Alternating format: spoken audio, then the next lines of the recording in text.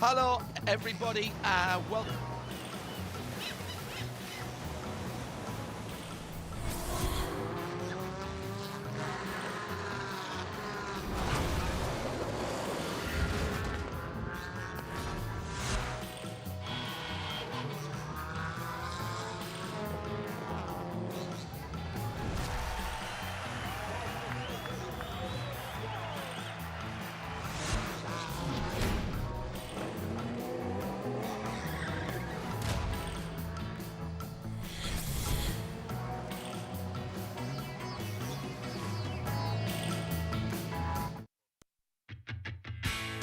Beautiful WeatherTech Raceway Laguna Seca, just outside Salinas, California.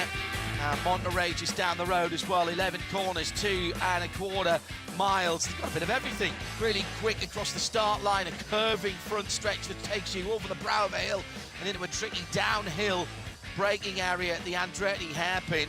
Double backing on yourself around the dry lake bed, Laguna Seca, yes.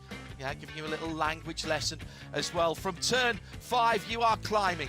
Left-handed, then left-handed again through turn 6, up to turns 8 and 8A, which we don't call that. We call that the corkscrew. It's known around the world. Then plunging down 5 stories to really curve at turn 9, and then to the banked corner at turn 10, which brings you onto the short straight into the hard braking area, down through the gearbox to the left-hander at turn 11. Hello, everybody. I'm John Hindhaugh. Good to have your company, and lovely to know that you are spending some of your time with us here this Saturday for the WeatherTech Raceway Laguna 120. A stunning grid of 40 cars, 24 in the GS class, that's the GT4 cars at the front of the field, 16 in the TCR Global Formula for front-wheel drive touring cars. Arjuna down in the pit lane. Our BDO pit lane reporter. First thing to document here, Arjuna Kankapati, have we got a clear pit lane? Has everybody got away okay? The entire field is rolling around the WeatherTech Raceway Laguna Seca as we get set for this 2-hour race. Of course, John, the surface was repaved last year, and that meant distance records. We did 167 miles, even with 2 cautions. Can't wait to see how much action we can pack into the 2 hours here today. Joining me in the 4Performance Global Broadcast Centre is Ryan Marine, and he's been crunching some numbers. He's been watching the practice sessions. We're into our 3rd race of the season. By the way, for those of you who choose to watch this rather than listen on radio, this is not going to make any sense to people on radio, but this is ad-free, courtesy of Michelin. If you are watching on the IMSA YouTube channel, of course, we're always ad-free on IMSA Radio. No blocks, no breaks. That is our tagline. Ryan, who are we looking forward to? Great. Who are we looking at? Great qualifying for Sean McAllister in the BMW, and put a bit of a gap between himself and Moise Uretsky for Ibiza Farm Motorsports. Has to turn this into a clean start, and the talk is about the track temperature. Definitely, the track temperature climbing up to 51 degrees Celsius, air temperature 27 degrees Celsius. So it's a balmy day. Had some of those conditions in practice yesterday, so it won't catch the teams totally off guard. But yeah, I think we've got our eyes on championship leaders that are going to have some traffic early on. Luca Mars for RS1 and GS field starts in 4th. That's the championship leading car there. And then in TCR, the points leaders starting all the way down in the 12th spot. Preston Brown has some work to do, and we'll have a lot of traffic to navigate. I think another car to keep an eye on in the very beginning, Celso Neto starting out back. That penalty for a technical infraction, ride height infraction after qualifying, has a really fast TCR car starting in the back of the field. P40 overall, 16th in class. But keep an eye on Neto. He's a hard charger, and he's got Ryan Eversley to finish the deal in the second half of this race. Yeah, no suggestion, by the way, that that number 7 team were trying to gain a performance advantage for Precision Racing LA in that Audi. The car had been off track, and that caused a bit of underfloor damage, which failed the ride height check. However, the team saying, yeah, absolutely, we know, we understand. IMSA technical. That is an absolute. It's a bit like speeding in the pit lane. It is an absolute in terms of that measurement. So 12 rows of the GS category coming through with, on the inside, the left-hand side, as they take the quite long run to the green flag out of the final corner, the Porsche safety car. Porsche newly announced as the official car of WeatherTech Raceway Laguna Seca, and it's a great jump away by Sean McAllister, who is followed through into second place by another BMW, the Turner Motorsport car in its traditional colours, as they come out of the Andretti hairpin, the yellow and blue car, straight in. The McLaren Artura does seem to be struggling a little bit and is getting a wee bit of hassle from Luca Mars in the red, white and black Porsche of RS1, and also the Toyota Supra of Pan Am Motorsport. Meantime, the TCR cars are off and running. Hello to Tom Marshalak in Ohio, who was mowing the garden when we were doing the countdown to green. Settling back now to watch the Michelin Pilot Challenge and seeing that number 39 Carbon car, Ryan Marine, pull away. That is exactly what Sean McAllister would have discussed with the Carbon team before they went out onto the grid. That's what he was telling Arjuna he was hoping for, just a clean start to be able to get into his rhythm and consolidate the lead from pole position. But it's not going to be easy, because Dylan McIvern, after putting the pass on Uretsky in the first couple of laps, has run down McAllister now, and we have a fight for the lead going on. It looks like Uretsky is struggling a little bit here early. He slipped back 2 spots, and Caio Chavez with a really good start. He's up to 3rd now in that Pan Am car, the Toyota Supra. Yeah, Toyota Supra GT4 cars built by W Racing Team in Belgium for Toyota Gazoo Racing. I was there on Tuesday, and they had about 4 or 5 in build, looking resplendent in the gloss white bodywork. So now we settle in. If settle is the right word, probably isn't, to be honest. But the next challenge is actually going to come for the Van der Steur Racing team of Christine Schloss, Ted Giovannis in Team TGM, and David Hampton in the Porsche of ER Motorsports, because Mark Wilkins, despite the split start, is already closing down on those cars ahead of him, and it will not take him very long at all to bridge that gap once the tyres are up to temperature and pressure. Let's just keep an eye on that gap between the front of the TCR field and the back. We've already had a problem for one of the runners, and that's Rafa Martinez in the Supra. Another one of the Bronze Cup runners, Sakatal Kalsa, by the way, is the best placed of that, up in 7th position in the Kingpin Racing Toyota Supra. But the Rafa Racing Supra, the number 12 car, is way back off the back of the field, and I have to admit to excellent piece of news coming through. I'm not going completely bonkers. I didn't miss something, and Arjuna has just told me, as a BDO pit lane report, that car started in pit lane, so it may have been late on parade and therefore had to start from pit lane, or maybe they had a problem before that car could get out.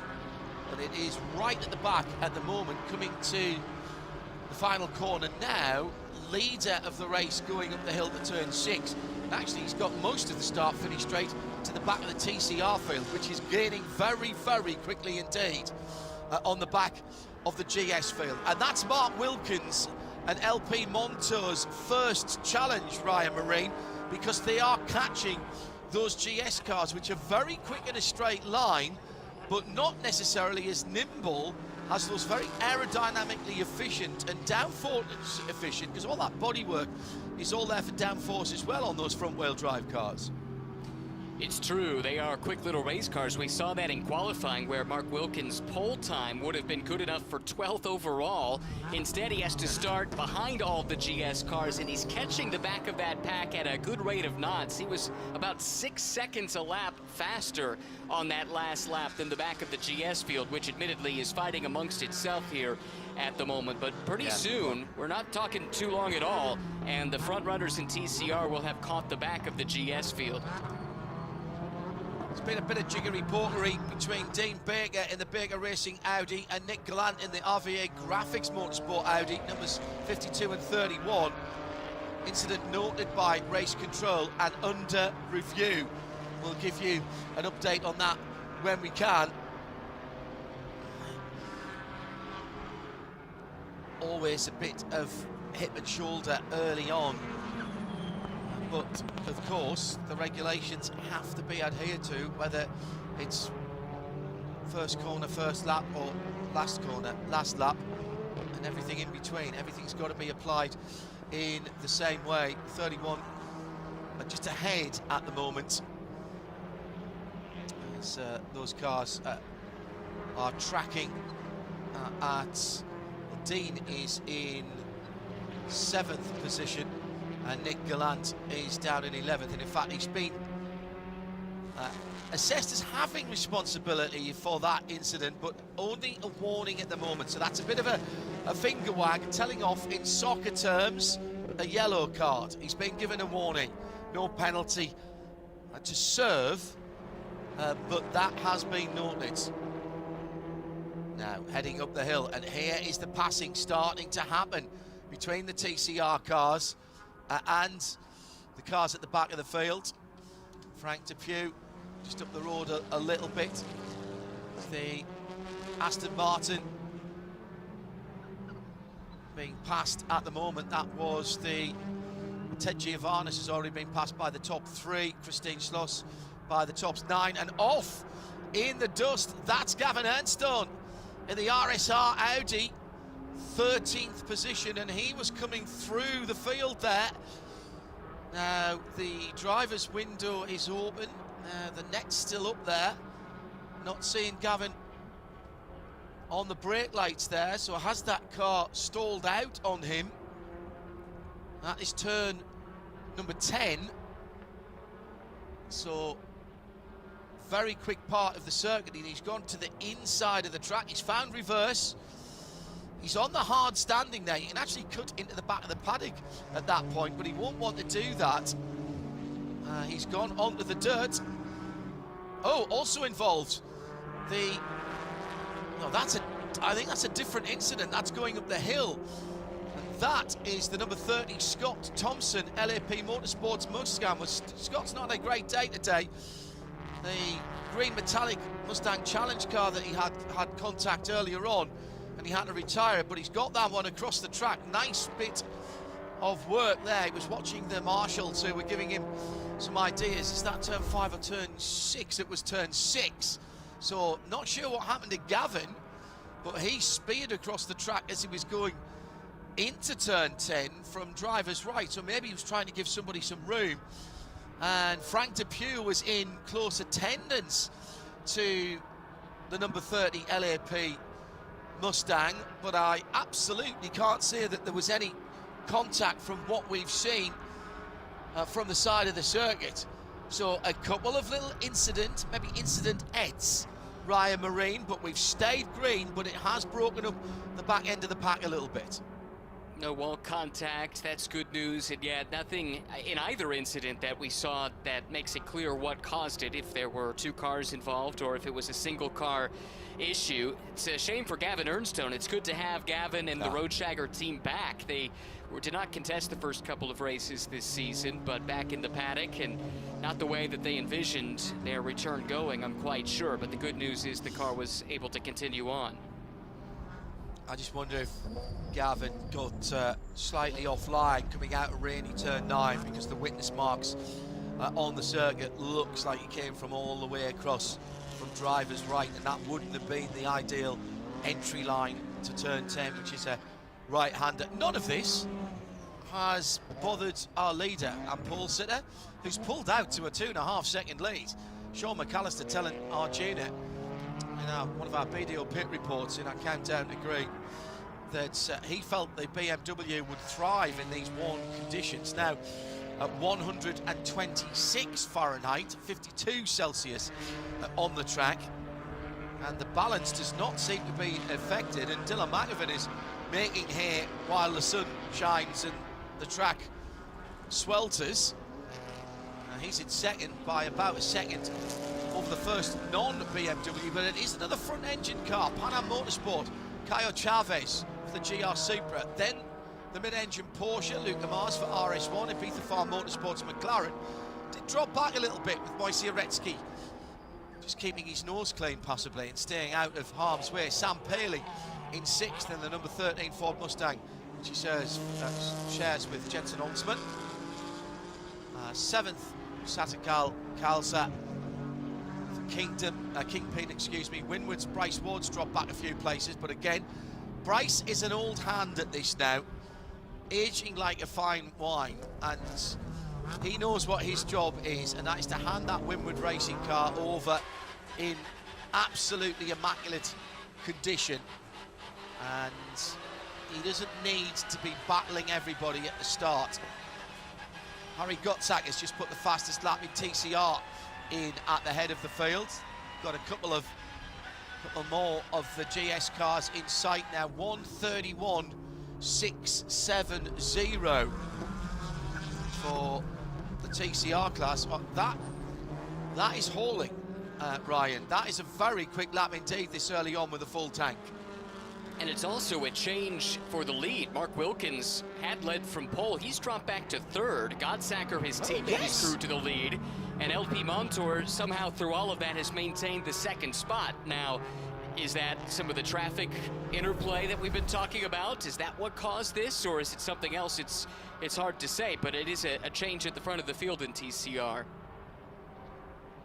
Well, there was a moment last time around between the leader and the number 14 David Hampton AR Motorsports Porsche GT4 and the 718, but by then Harry was already in the lead. That's about a second and a half, 2 seconds at least that Mark Wilkins had dropped, and he's lost the fastest lap of the race now. 1:31.6 as well to Harry Gottsacker. Whoa. LP Montour getting a bit wild and woolly going through turn 6. Front-wheel drive cars, though, you keep your foot planted and keep the wheels pointed where you want to go. The rear wheel's dragging through the dirt there. There's Martin Haven, who for many years was the voice of World Touring Cars, used to say the back wheels are there on a front-wheel drive touring car to keep the exhaust off the ground. So this was the change from the lead. We might be able to give you some news on that. Going up to turn 6 a couple of laps ago, and again, this was it was traffic. Well, that happened whilst the 30 car was facing the wrong direction. Now the question there will be, for me, Ryan, did that happen? It was a twofer. Did that happen under yellow flags? Where were the yellow flags when that change of lead took place? Because quite clearly, the two cars ahead of Harry Gottsacker did check up a little bit. Yeah, that's my thought as well. So the top 3 in TCR were behind the 14 of Hampton, which is a GS car, and they all came up on the stricken car of Scott Thompson, who was parked just off the road, and it seemed like first Hampton and then the top 2, so that would have been Wilkins and Montour, slowed down with the car there on the outside of the track. Harry maybe lifted a little bit, but not as much as the others, and he was able to scoot by and take the lead. Now, was that area covered by a yellow flag from the shots we got? I didn't see any evidence of that, but I can't say that it wasn't either. Race control have all of the CCTV cameras, and they'll be looking at that, I'm absolutely certain, because that is a safety issue, and maybe it was absolutely fine. We're not casting any aspersions here, but obviously it will be being cleared. Meantime, at the front of the GS category, the two BMWs now separated by 3.1 seconds.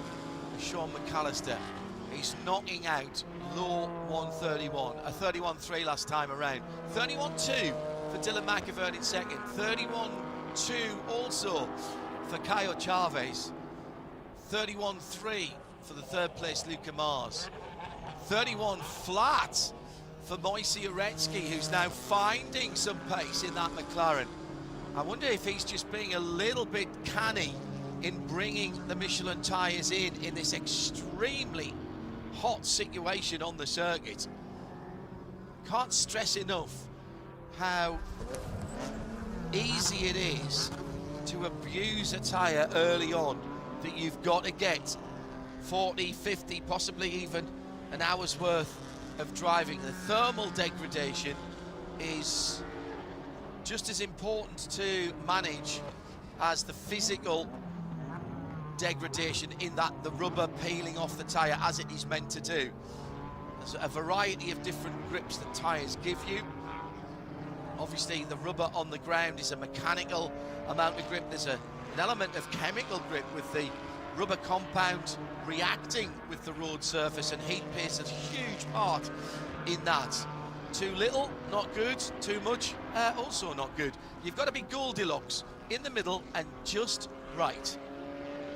So with 15, call it 16 minutes elapsed, here's the rundown. BMW, Toyota, Porsche, McLaren, Ford for your top 6 in GS. Harry Gottsacker carving his way inside the top 20 now. So Hyundai, Honda, Hyundai, Audi, Cupra. So Eduardo Go holding on to a top 6 position, started 5th in that bright orange Cupra VZ TCR, the Cupra Leon. Cupra, the sporting brand of Seat. It used to just be the sporting models, but it's been given its own identity in the last few years, and now actually produces standalone models from the Seat range, exclusive models, and it is now a brand in its own right. Produces some stunning street cars, due to launch in the US this year, I think. So Ryan, first 15 minutes completed, tick in the box for Sean McAllister. Nearly a 4-second lead, despite Dylan McIvern putting his best lap in last time around. It was much more of a clear lap for Sean McAllister, a 30.9 for the leader, 31.1 for Dylan McIvern. This now is gap management mode, even this early on for the leader. Yeah, no reason to overstress those tires like we've talked about, or put yourself in a compromised position with a view on the rest of the race still to come. Long race ahead. McAllister, the last time out, he and Jeff Westphal, they were winners at Sebring, and that helped them overcome a disappointing start to the season. Just 12th place at Daytona, where as a whole the BMWs struggled really across the board. It didn't matter what team you were talking about, but much stronger at Sebring, and courtesy of that win, they're 3rd in points, 100 points out of the championship lead at this early juncture. And if you could string together a couple of good results, then they would be very much right in that conversation heading into the next round at Mid-Ohio. It's been a meteoric rise through the field for Celso Neto. Lost their qualifying position because of the ride height infraction. Already up to 7th position for Precision Racing LA in the dark grey with highlighter yellow striping on that. Target acquired in terms of 6th place, and that is the bright orange 55 Cupra Leon. Eduardo Go driving a very striking car, and not just in terms of its livery. Down the inside at turn 10, Eduardo realises that's not his fight. I'm sure he recognised the car, knows the pace in it, and actually made room into turn 10. And with 100 minutes still to go, Ryan, I think that's heads-up driving from Eduardo.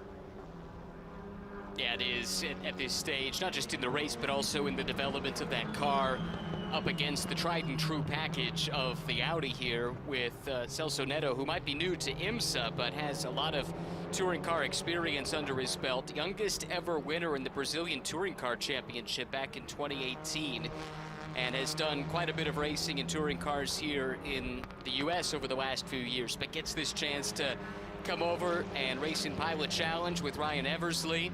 This has been a really good drive, John. Aggressive but measured from the back of the field. Easy to be frustrated when a great qualifying result gets wiped away, as it was for them yesterday, but no signs of frustration. This has been a really mature drive.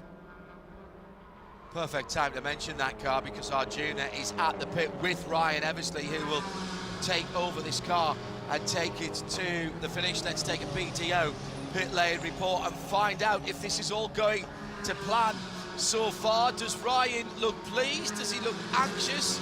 Does he look worried? What's the situation down in the pit lane, Arjuna? I think pleased is the right word. He's unofficially known as the People's Champ, but now officially head of driver and racing business development for Precision Racing LA.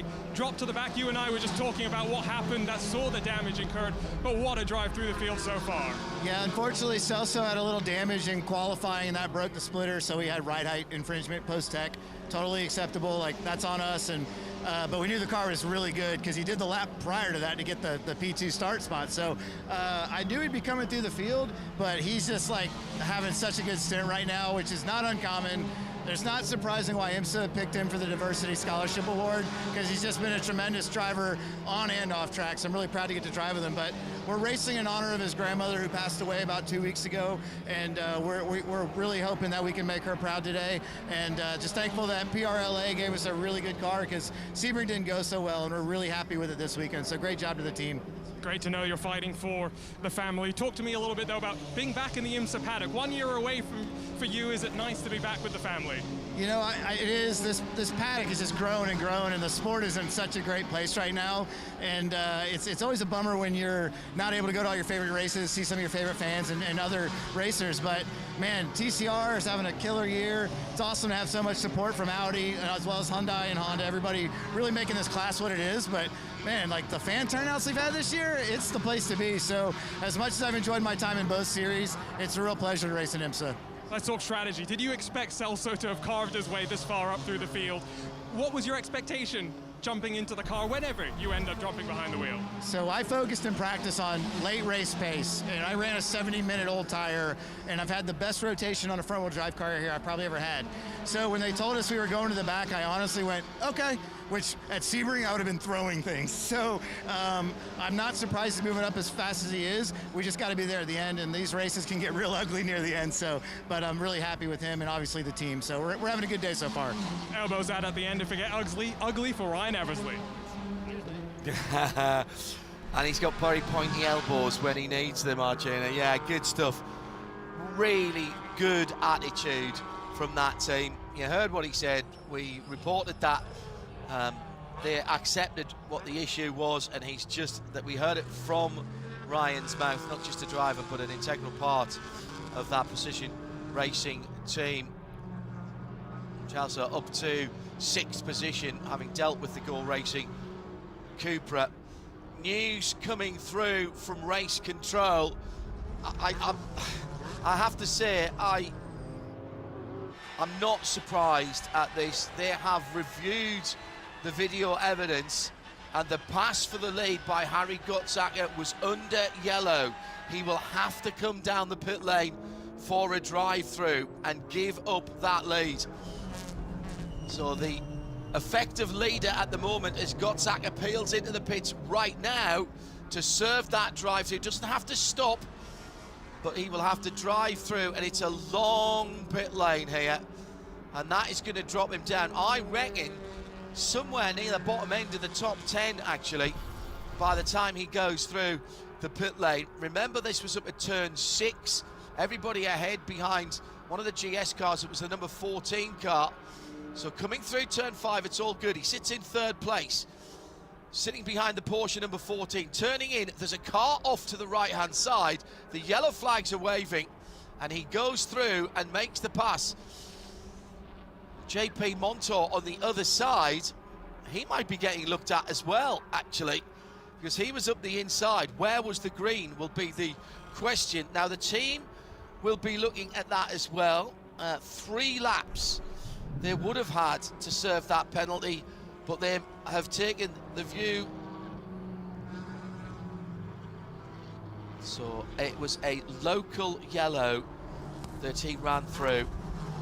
So the team will have seen the evidence and also decided, with an hour and 35 to go, Ryan, and now, as I suspected, LP Montour getting the same penalty. So Mark Wilkins will cycle back to the front. So it was the double pass, one either side, Ryan, on Mark Wilkins for the Honda and the other Hyundai that have caused the penalties. And Harry's dropped, actually, so he dropped down to 4th position by the timing and scoring. I thought he might have dropped down a little further than that. No, he has. Yeah, he's dropped down to 6th. That was just waiting for the timing line. The drivers will be disappointed. I'm sure there'll be a bit of chat about that. They'll say we couldn't see the flag. They'll say we were too busy avoiding the cars in front, but ultimately that is an absolute penalty, isn't it? Yeah, there's no way around that one, is there? That's pretty simple, and it's there for safety reasons. So pretty straightforward call there. It's a 24-second transit time, by the way, down the pit lane here. It's not as long as some on the schedule, and so you don't lose all of that 24 seconds, of course, because you're not stationary. You just lose it relative to the speed of cars going at speed around you, and so, like you said, from the lead back to 6th for Gottsacker. So imagine that's where Montour's going to end up, right in that same general area. That's put Neto now into the top 5, so he should be into 4th once that penalty is served, and Montour is serving it now.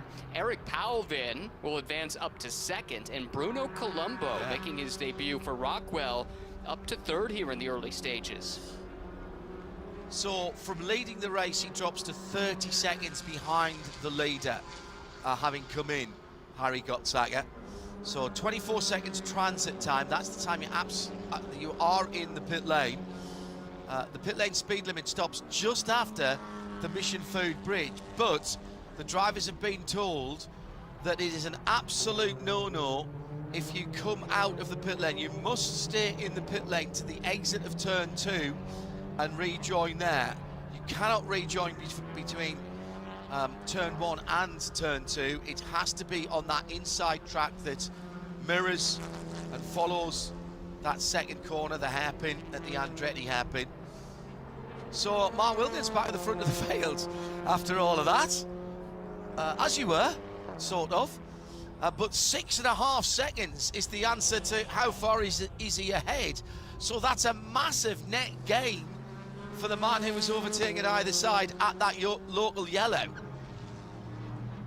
It works out nicely for Mark, doesn't it? He obeyed the rules and ends up with a pretty hefty lead as a consequence. We have another incident under review, by the way. This is the 46 of Paul Holton, which was running just inside of the top 10 at the time. And then you're right, Rafael Martinez, who's had a fraught start to his race, having had to start from the pit lane, was the other car involved. So I think that must have been Holton putting a lap on Rafael Martinez. Anyway, that incident is under review, and I got a glimpse, I think, of the 46 of Holton maybe off track momentarily. So maybe we caught the tail end of that. Yes. The stewards will take a look. They're busy already. Just on half an hour, 29 minutes to be exact. So we are effectively a quarter of the way through this race. Another 10 minutes or so before minimum driver time is reached. Beaster Farm, number 44. In 5th, Moisey Aretsky.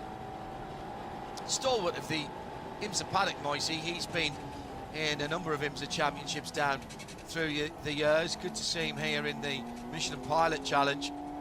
And that Ibiza farm car, well, you don't miss it in the paddock, brightly coloured. McLaren Artura, very low slung for that that car, and great to see that the variety of cars that are out on the circuit at the moment. NFA in police terms, no further action for that incident, which we believe was the number 12 Rafa racing car going a lap down to Paul Holton in the Team TGM Vantage. Front of the field, the lead has come back just a little bit, down to just under 3 seconds now. A 32.8 last time around for the leader. I'm not reading too much into that, Ryan, because that could be traffic affected. Now, a number of people who are tweeting to us on @IMSA Radio about whether Sean might have gone off too quickly and used up the Michelin tyres. It's a possibility, but I'm not entertaining that just at the moment. He's just gone past a group of 2 or 3 TCR cars, and that to me would be a better explanation for it. He's in a bit of clear air now as he heads up towards turn 5. The next car he's actually got to pass is David Hampton in the Motorsport Porsche. That's a GS class car. That might be a little more different, even though it's down the field. The performance potential might cause a problem. He will get blue flags, of course. David will want to try and stay. Well, he must be 1 lap off the lead already, isn't he?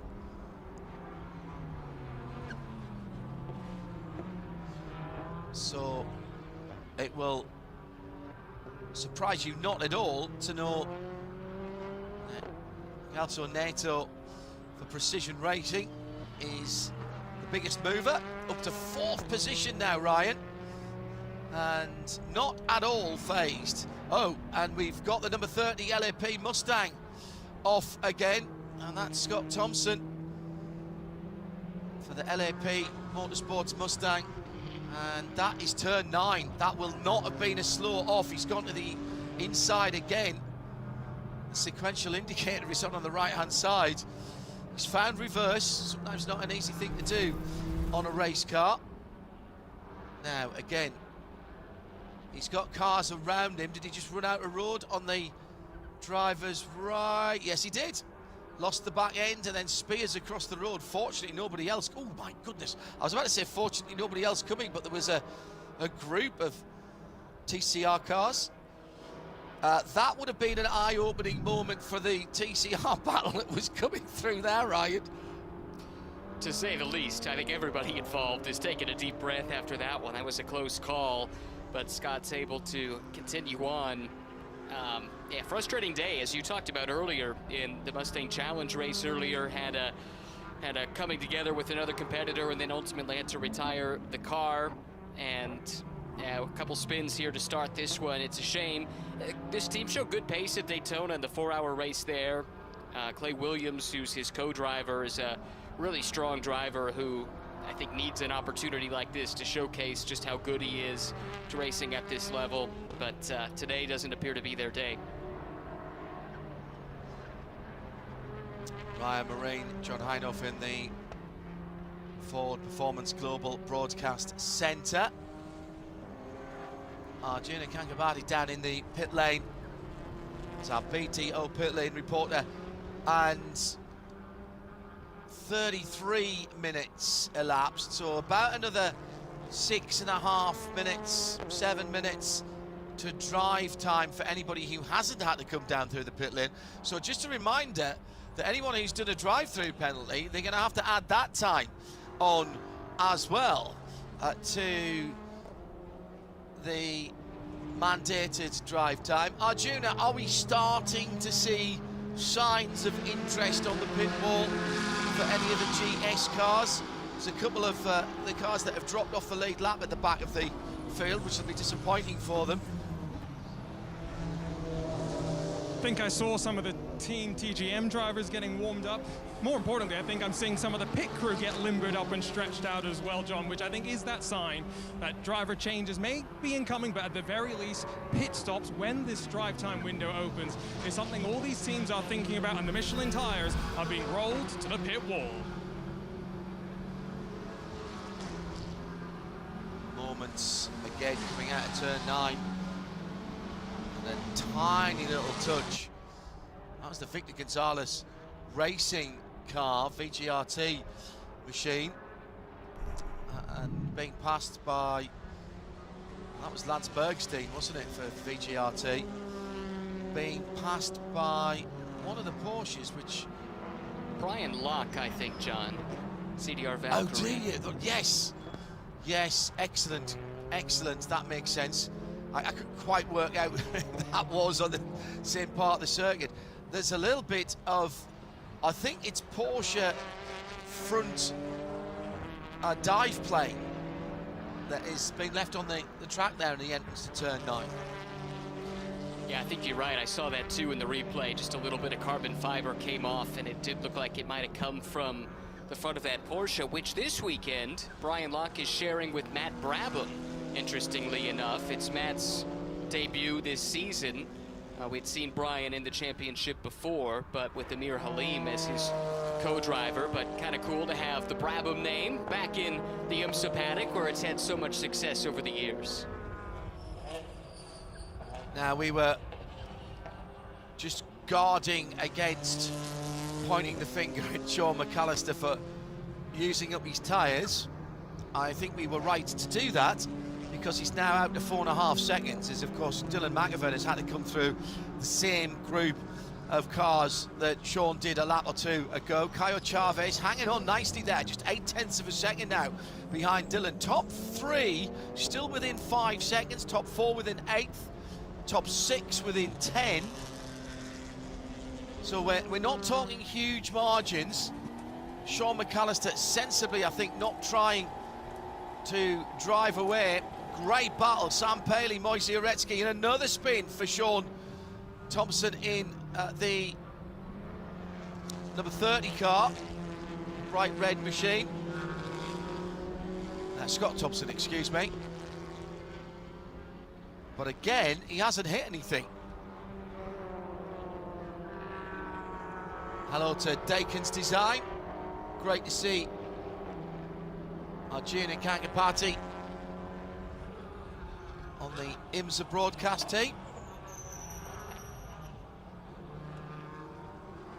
And we're grateful to have him as well. Already made a lot of fans in his debut with us in, as it is, the BDO pit lane reporter role here. It's really handy to have Arjuna down in the pit lane because he's so tall. The aerial on his pit mic actually gets better reception than anyone else that we use. There's an asterisk next to that saying that may not be true.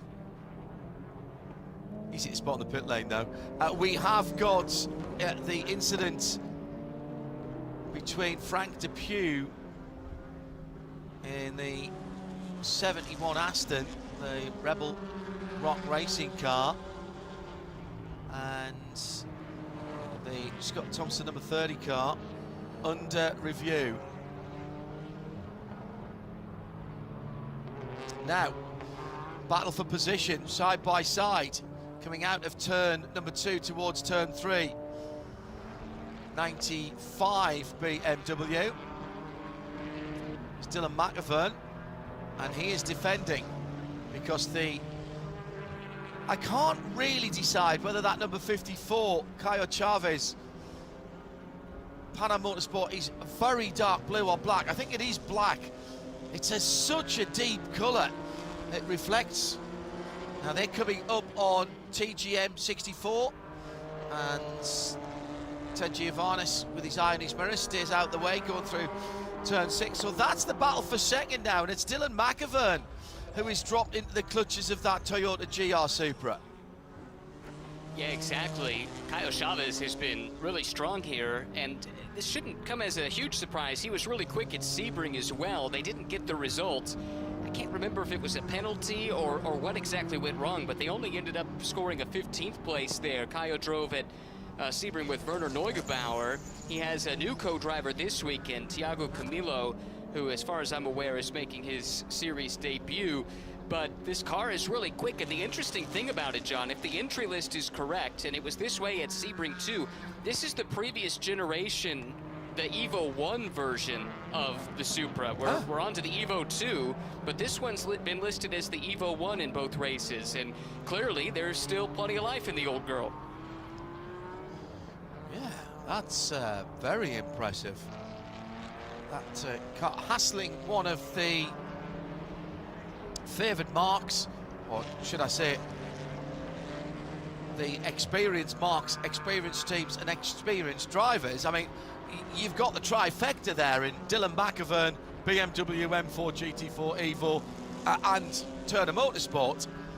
They are no Johnny come lately, any of those three parts of that equation in the blue and yellow 95 Turner car.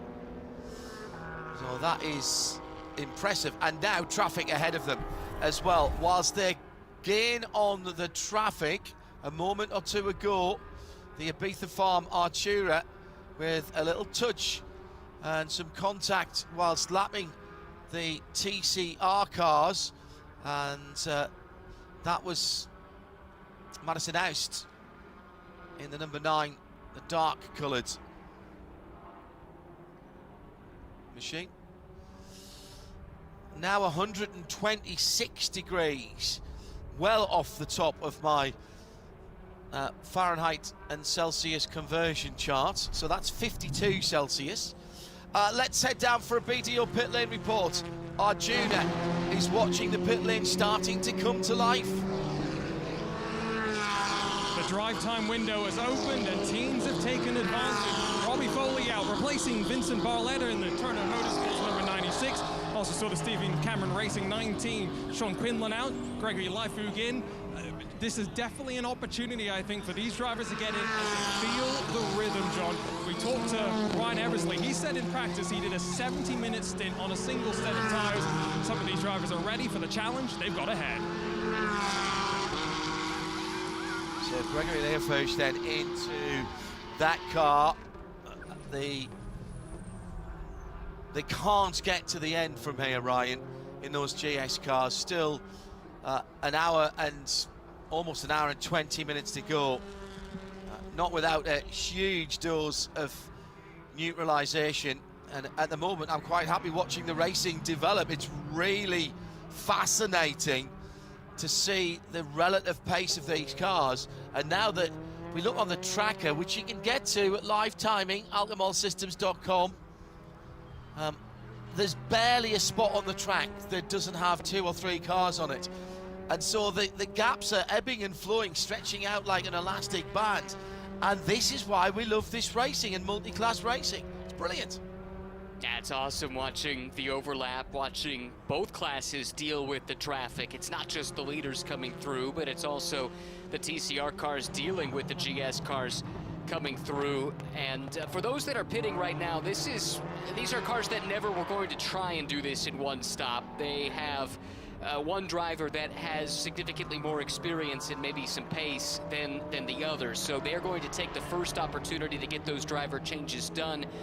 I see a couple of TCR crews making stops now, which I find odd because they could do it on the one stop. So that's one to keep an eye on and see how that one develops. I'm going to make some notes about that. I can only assume that is tyre dependent. The front tyres do get a hammer. I've seen teams go through these 2-hour races without changing the back tyres, but the front tyres certainly they'll want to throw a new set of Michelins at it. Don't forget, we're looking for our Michelin moment of the race in each class. And we will make that determination coming up to the checkered flag in an hour and 15 minutes time. Wherever you are around the world, around the circuits, in sound or in sound and vision, good to have your company. Thanks very much for joining us. An hour and 15 pretty much on the nose to go.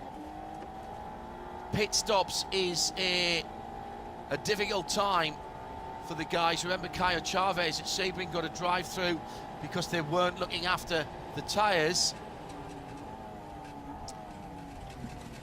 And when I say that, I don't mean the tyres on the car, the tyres off the car.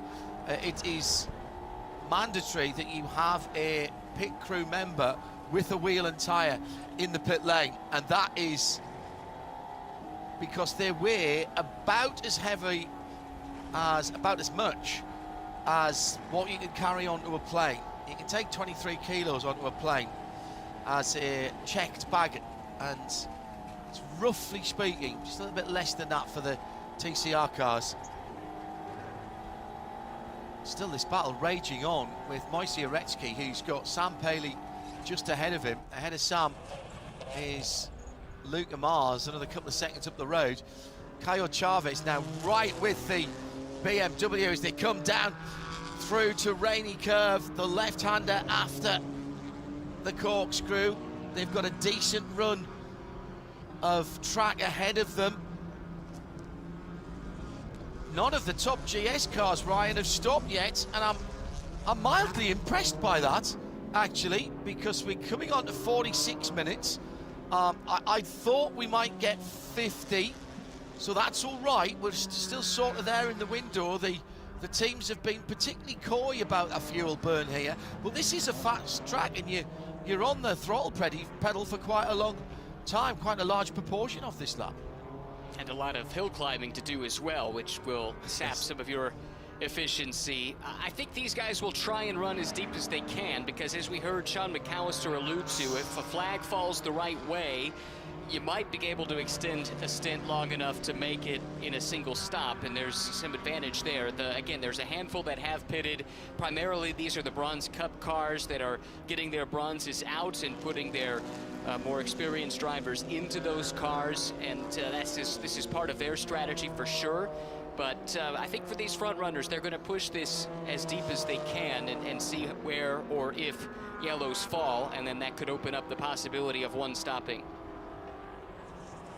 Significant pit lane caller is the number 96 Vin Barletta Turner Motorsport car. That car has been in and out, and that means Robbie Fawley has been plugged in.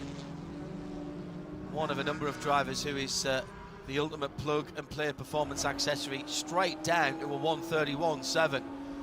So that's almost on the pace of the fast cars. It's about a second off, but he's in traffic. The TGM Aston Martin number 64 refueling while on the stands drive through. So that will be back down the pit lane. Bryce Ward going through and then off the track in a little scrap that the 57 Winward car is having with the Porsche, the Toyota, and a couple of other cars around him as well, but he's held on to 8th position, and crucially he's still on the lead lap. Oh, as he dives down the inside of the multicoloured Audi. That is the number 10 TCR car, which is the Bruno Colombo Rockwell Autosport machine in 9th position. There was a brush pass, you might say, there. There's a little bit of damage on the front wheel arch, and now we have the angry penguin look on the front left of that car, as the aerodynamic airflow, or the airflow at the front, catches hold of that aerodynamic device. Dave Alcock says, does Harry Gottsacker have one of those special gearboxes out of a Michael Bay film with extra gears? I say that because he's making fast progress through the TCR pack after his drive-through. Seems like an outstanding recovery in progress. I know exactly what you mean. Yeah, up into 21st gear. That was actually a bit heavier hit than I thought, Ryan, down at the first proper corner. It's actually turn 2, Andretti hairpin. And I'm concerned there's more than just that flapping bodywork then on the 10 car. It slowed considerably after that and lost at least 1 place in class after that contact. That looked like it hit pretty hard right in that left front wheel arch, and sometimes that shock through the wheel can cause some damage to the suspension, especially if you have any steering in it. Doesn't seem like it slowed Bryce Ward down a whole lot, though. No. Bryce moving, 57 car moving well at the moment, as he had a great qualifying inside the top 5. He's being chased at the moment by the CDR Valkyrie multicoloured Porsche, and that is Brian Locke. They've pulled away from Bob McCallion, and their next target, albeit some 13 seconds up the road, is Satukal Kalza. As I fear, John, let's start real quick. That 10 did have to go behind the wall, and that incident is under review. Arjuna has more news from the Windward pit. A little bit of contact with a TCR car, and I saw one of the crew members actually go over to the wall and look at the car as it's driving by, just taking a look at the rear bodywork to see how much lasting damage there is. I didn't see too much, John, but I think they're still getting ready to put Daniel Morad in the car. Remember, drive time already done for one of their drivers. Very curious to see what they evaluate when they come down to pit lane. I think the fact that the 10 car's gone behind the wall could be a bad omen for Bryce. It was a slight miscalculation going down into turn 1. He will say he left the door open and then closed it on me. And the TCR driver will say I was turning into the corner and he dive bombed me. Bruno Colombo then behind the wall in that Rockwell car. Remember, Race Control agrees with Bruno, John. Absolutely. Sorry, go ahead, Ryan. Hang on a second. We've got a VGRT car, the number 99, going slowly.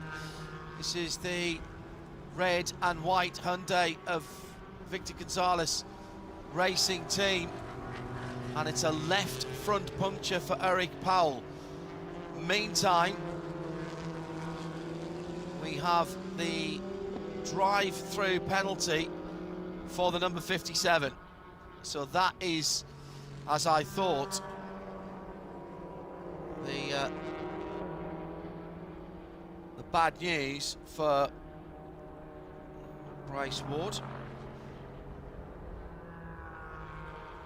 Ryan, sorry, you can. I suspect you were going to tell me about the 57. Your suspicions are correct. Yeah, bad news there for Windward. The race control is pretty quick to rule on that. And this is bad news for Eric Powell with the flat, because this was a car running in podium contention. It was up as high as second, and it's down to the inner liner now, I think, trying to limp back to the pit lane. And he's not really in the window. No, he's lost some of the tread there. Bryce Ward is in the pit lane, and he has served his penalty just before the yellow came out. I was about to say, if he's going to take his penalty, he's got to take it straight away. Full course yellow, so he will be absolved of having to take that penalty because he's already done it. That is outstanding timing for them. Yes, Bryce will be disappointed, but he will be able to come back around, and he is out. He's dropped down to 8th, and it was the outside tread of an already punctured tyre. Now, what we don't know is what caused that, but it's right on the racing line at the top of the hill, and in fact got picked up by Frank Depew in the number 71 Aston Martin. Has Frank been in the pits yet? No, he hasn't. So this is fab news for all the TCR cars, because with an hour and 6 to go, they might be able to make it from here if they brim fill the car. Now, I'm right in saying that Bryce got in and out before that. I need to check that he was in the pits beforehand. I'm pretty certain he did. I can go back on the race control channel and see that incident responsibility entered pit lane at 38 minutes and 11 seconds, and at 38 minutes and 33 seconds the full course yellow came out. In fact, Bryce was already out two seconds after. So of course the pit lane out is just under the Mission Fu Bridge, not where you rejoin the track. Well, Bryce might think that that's a bit of karma, and they've got that back. Sometimes you're the window, sometimes you're the fly, and they were definitely the windscreen that time around, Ryan. Yeah, and I think another one that feels like it's the fly would be Eric Powell and the Victor Gonzalez team, because this could have ended up being okay for them. They limped their way back to the pits, but they got into the pits too late. So unlike Bryce Ward, who made it just in the nick of time and was able to fulfill that penalty, the 99 was ruled to have entered a closed pit. So they're going to have to do these repairs, and then they'll have a penalty to serve, and they'll lose any track position. Well, and this will not end up helping them. It could have been worse, I suppose, if it had stayed green, but this could have actually been a strategic boon for them, but it didn't pan out that way, and they only missed by a few seconds. They may be given emergency service if they are only fixing the damage that left front puncture caused. Yeah, they'll still need to come back in, though, and do service, so that's why they'll end up losing the track position that they had. If they had gotten in before the pits closed, then maybe they could have done the repairs, put the spare or the replacement tire on, and then could have salvaged something, but it wasn't meant to be. Our Janus just told me they did a full service, actually, so that's not going to help them. Also, a car that came in under closed pits was Chris Miller in the number 17 GS car. So again, we need to get to the bottom of what they did. They might have just topped off with 5 seconds of fuel. That's called emergency service, because obviously it makes perfect sense to do that rather than have a car run out of fuel. So the Unitronic JDC Porsche has been through the pit lane, but came in a closed pit. I presume that was because they were running short of VP Racing fuel. Beautiful Monterey just down the road from us here at WeatherTech Raceway Laguna Seca. It's Arjuna Kankapati down in the pit lane. That's our BDO pit lane reporter, and Ryan Marine and John Hindove in the Global Broadcast Centre. Pits are closed, the pass around has started. So you're seeing the new Porsche safety car. Porsche announced earlier this week, as the official car of WeatherTech Raceway Laguna Seca. The bright yellow Cayman pacing the cars around the circuit. So first of all, we get the pass around, and the GS cars behind the Porsche safety car. Then the GS cars will be allowed to come to the pit lane first. So we'll open the pit lane for the 24 GS cars. That message has just been passed by race control. And Ryan, everybody's got to come, haven't they? Even if you've been in, everybody should be coming back in the pit lane. Yeah, I think that's a good point, because this did split the field effectively. About half of the cars have pitted, and they might just want to come in and top off and do a quick service, just a quick top off, and then they're right there in the window, maybe one more yellow, and they could go the rest of the way from here. Leader getting full service, 5 lug nuts on those cars, so we're back to what we used to have in stock car days. That's a scrubbed set of fronts going on to the leading car, and the rears don't look brand new either. Now this is interesting. It looks like they're putting some heat cycle tyres onto the carbon car. Let's have a look at the rears going on. Yeah, they are brand new. Michelin use a silver compound, and RS have got out ahead of the leaders. Michelin use a silver compound as a release agent on their racing tyres, which gives that very distinctive sheen on there. Turner still taking fuel.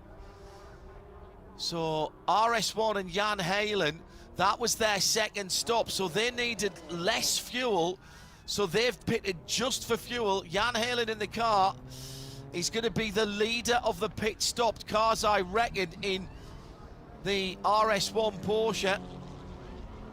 So that was the tactical. That could be the moment of the race. The BDO moment of the race right there, if Jan can hold on to this one. Turner have beaten out Carbon as well. So the two BMWs have swapped places as they go out of the pit lane. Who's in behind them as they cycle back in? That is, incredibly, that's Daniel Morad for Whitwood Racing. That's incredible. Let's go down and get an update with this BDO pit lane report. He's our junior who's had to have his eyes on stalks for what was going on there, and the TCRs will come in next time by.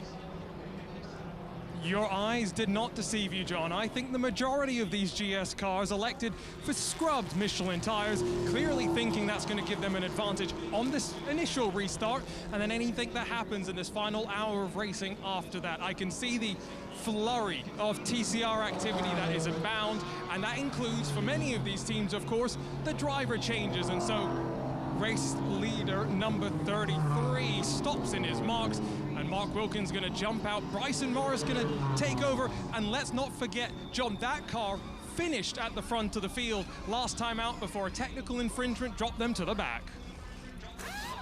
And that is a brand new sticker set of Michelin's going on that Hyundai number 33. No sign of them putting rears on that car, so it's a two-tyre stop only. The fuel will be the determining factor. They've got a little problem with a couple of the wheel nuts on the right front, but the fuel still going in, so they've not lost any time at all. The crew member very carefully takes the tyre out of pit lane, puts it behind the car, and will stand with the tyre and wheel. In fact, he's put it back over the wall. Fuel still going in. Fire bottle at the back. Still going in. 58 minutes to go, and that car is fueled to the end. So is the Mason Filippi, Harry Gottsacker car. They're going out as well. Now, in amongst all of that, what I missed, Ryan, and I have to say Aaron, our producer in Concord, has picked this up and told me in my left ear, as the TCR stops continue, that the CSM Porsche has stayed out. Now, that number 67 car, I don't think has been through the pit lane. I'm pretty sure Gordon Scully started that car, so they've cycled through to the front, but that is a false position for that car, as they've not yet made even one stop, whereas the three cars behind have made two. Very good tactics though by RS1, seized the opportunity to top off and put themselves on the same strategy as the cars around them, but actually track position is king. Smart stuff by RS1, by Ibiza Farm Motorsports, and by Autotechnic Racing, Stephen McAlee. And here comes the CSM car in the pit lane. Jan Helen's going to lead them back to green, Ryan. Yeah, you're spot on. I don't know what CSM was playing at other than just trying to get out front and lead, maybe. But it seemed like the call there was to come in, because with when we expect this restart to occur, with a little fuel save, the GS cars, I think, should be good to go to the finish. But what has worked out well for RS1 and for Ibiza Farm and Autotechnic, like you said, they had all pitted just before this yellow came out, and crucially had stayed on the lead lap. So then when the safety car bunched everybody up, they were in the train with everyone else. They just came in for a splash of fuel to compensate for that 6 minutes that they had been on track since their last pit stop. It was a quick stop when everyone else was doing full service, and they end up at the front of the train. Really impressive stuff. Oh, I think I know why the CSM car stayed out. I think they got their lap back in staying out. Well, so they'll drop to the back of the GS field, but I'm pretty certain they're back on the... you know what, they're not. Oh, no, they haven't crossed the line yet. Yeah, they are back on the lead lap. Okay. They were shown as the leader, so I'm trying to figure out if they were down a lap or not, but yeah, that could be it. Yeah, that's the only... Unless there was a snafu in the communications, I'm guessing that they stayed out to get a lap back and then came in. But they were right up behind the safety car, so they didn't get away by or anything like that.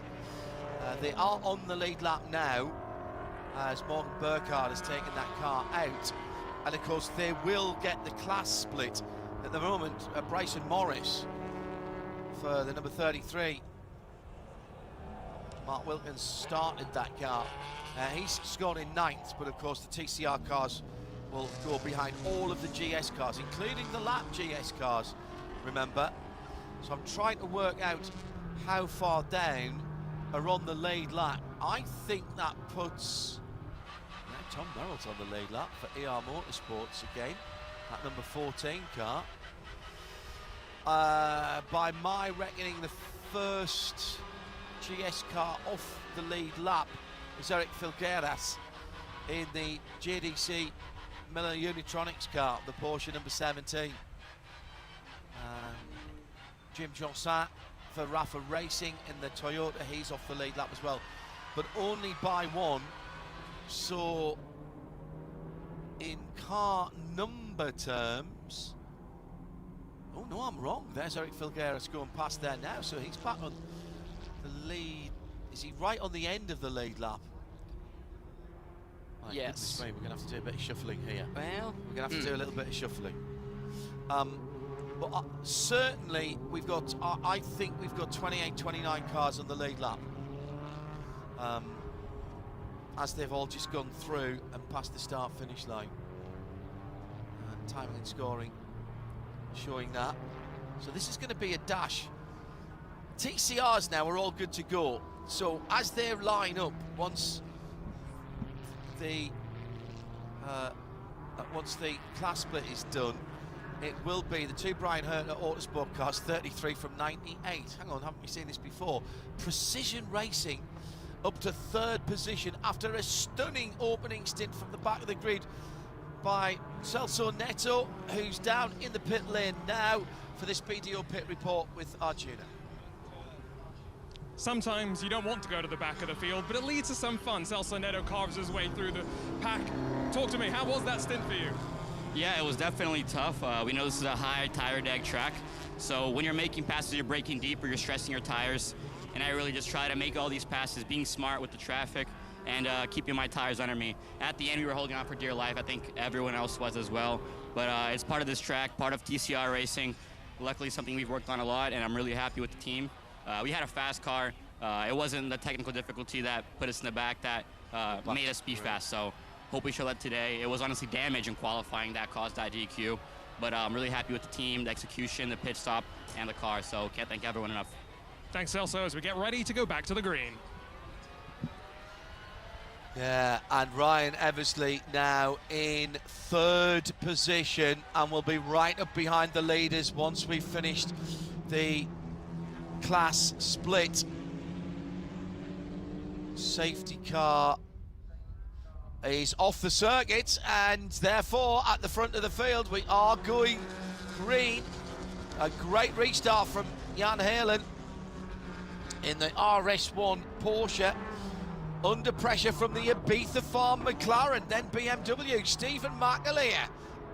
Well, give Stephen the sniff of a win and he'll be absolutely at it. Jensen Altman for the Ford Mustang. We've hardly talked about the McCumbee McAleer Ford or the Core Motorsport Ford, and now they are battling just outside the podium positions. Turner Motorsport, the 95 BMW is there. Carbon all the way down in 7th position because the cars ahead had already made a stop and they needed less fuel, therefore less time standing still when they came in under that full course yellow. Marvellous stuff that sees RS1 at the head of a field. Absolute contender for the BDO moment of the race. And now the carbon car, the pole sitter, remember, the long-time leader is off at turn 6 and in the dirt and dropping back down through the timing and scoring. Also dropping down, Robin Liddell taking the wide line and comes back on right in front of a couple of Porsches there. Oh my God, including the CDR Valkyrie machine as well.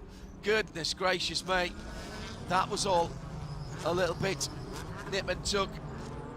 The all black Pan Am Motorsport now with Thiago Camilo behind the wheel is down in 12th. A massive shake up there, Ryan, just because of where the safety car fell.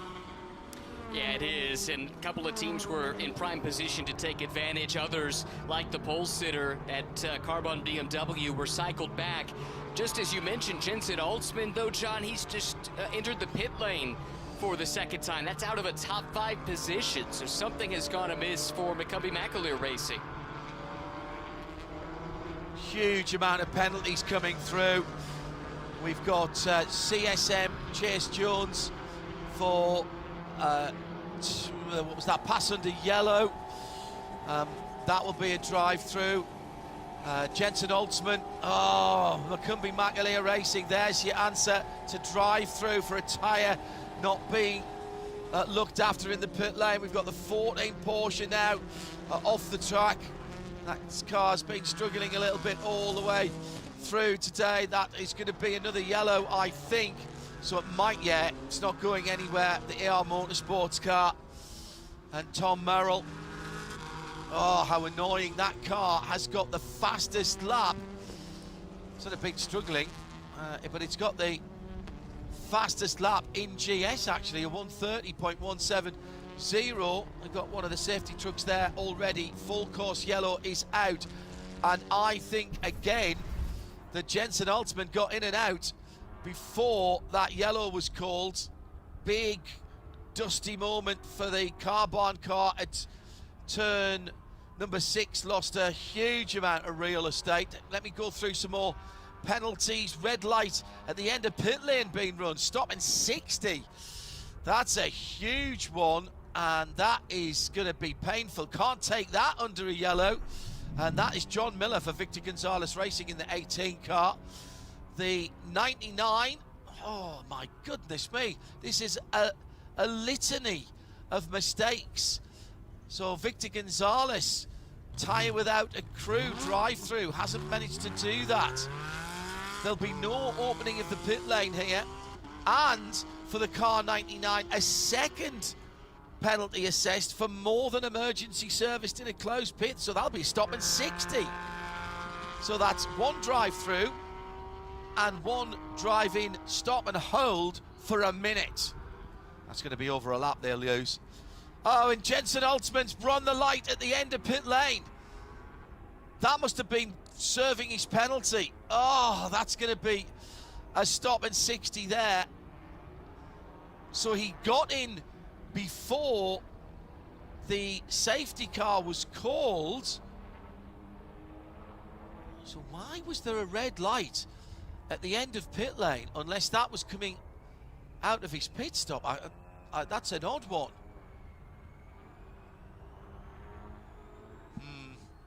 So multiple penalties breeding penalties for a number of teams there. Ryan Merriam.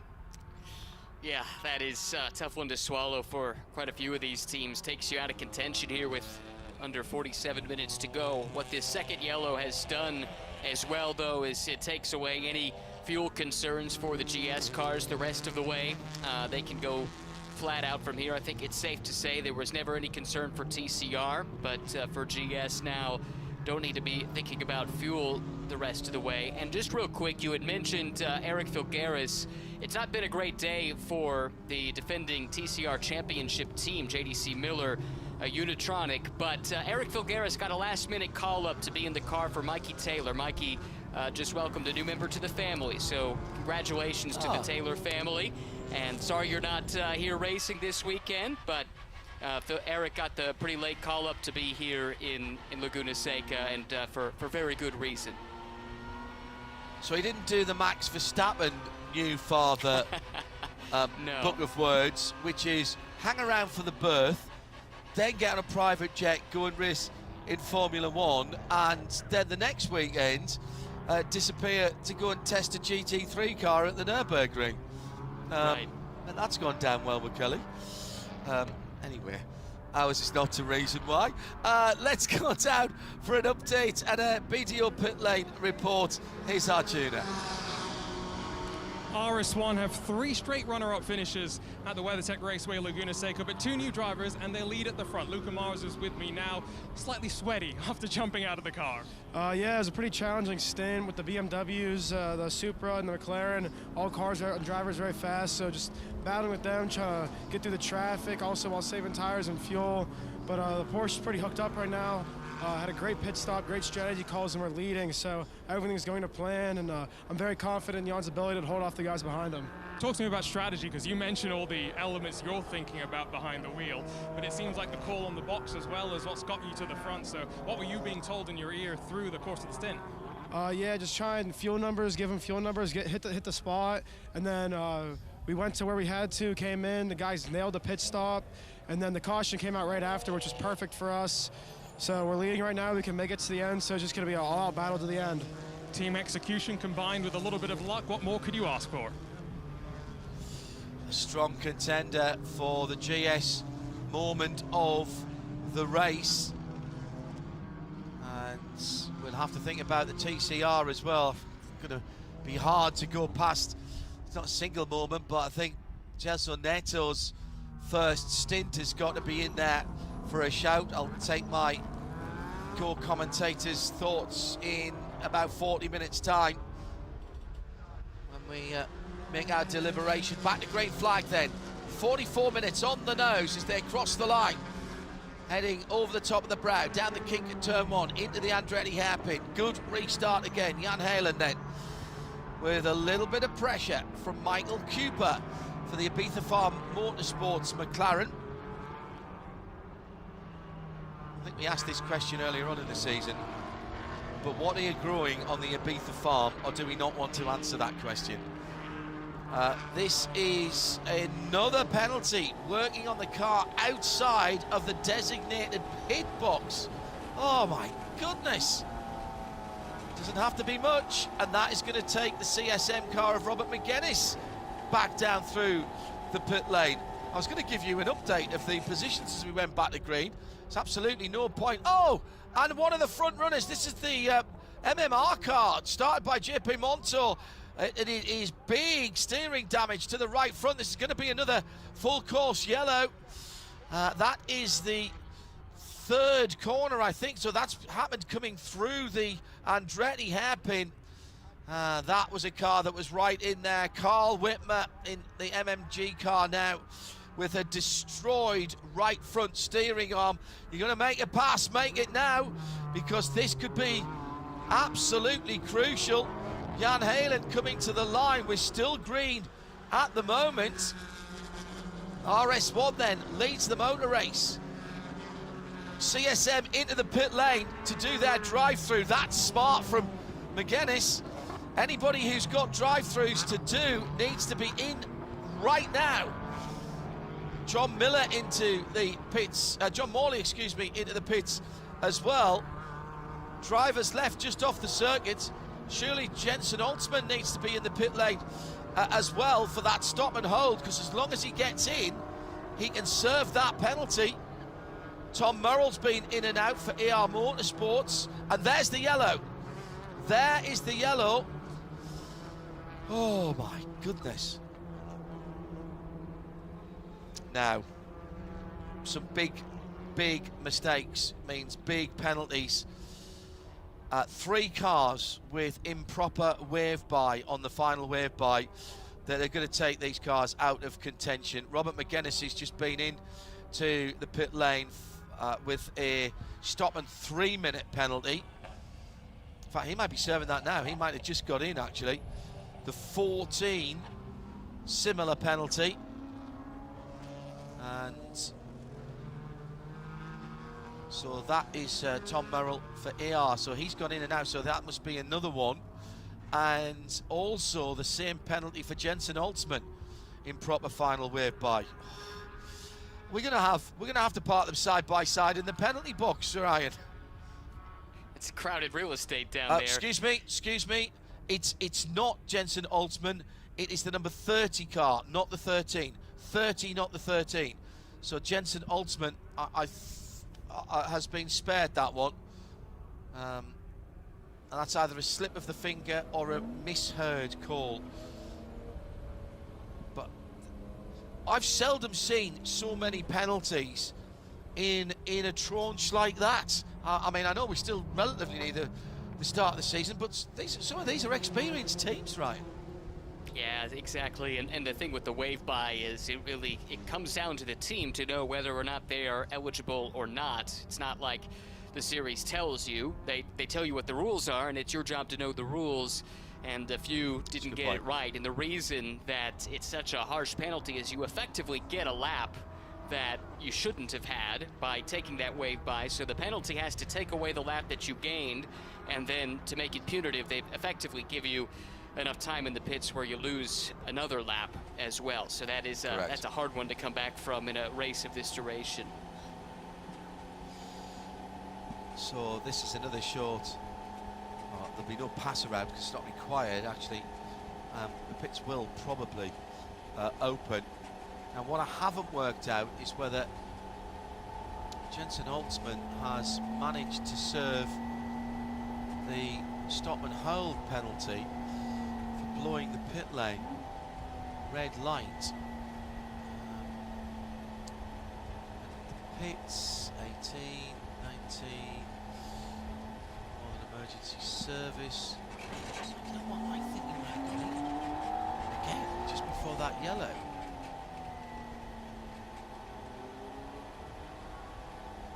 Running the light and pit exits. That was the car 18. We'll find out in a moment. There's honestly that many that looking through them is quite confusing on the pit lane channel. Still 40 minutes to go here, just under. And still, you have to say that's the option taken by the Porsche that leads RS1 and the Ibiza Motorsports McLaren and Windward Racing. Daniel Morad, even after that penalty, which they absolutely timed to perfection to get in, that Windward car, the 57 machine, now in third position. Stephen McAleer for Auto Technica in fourth for BMW, Ford Mustang in fifth, Porsche, McLaren, Mercedes, BMW and Ford. 5 different manufacturers in the top 5, then another BMW, then a Toyota as a 6th, Aston Martin as a 7th.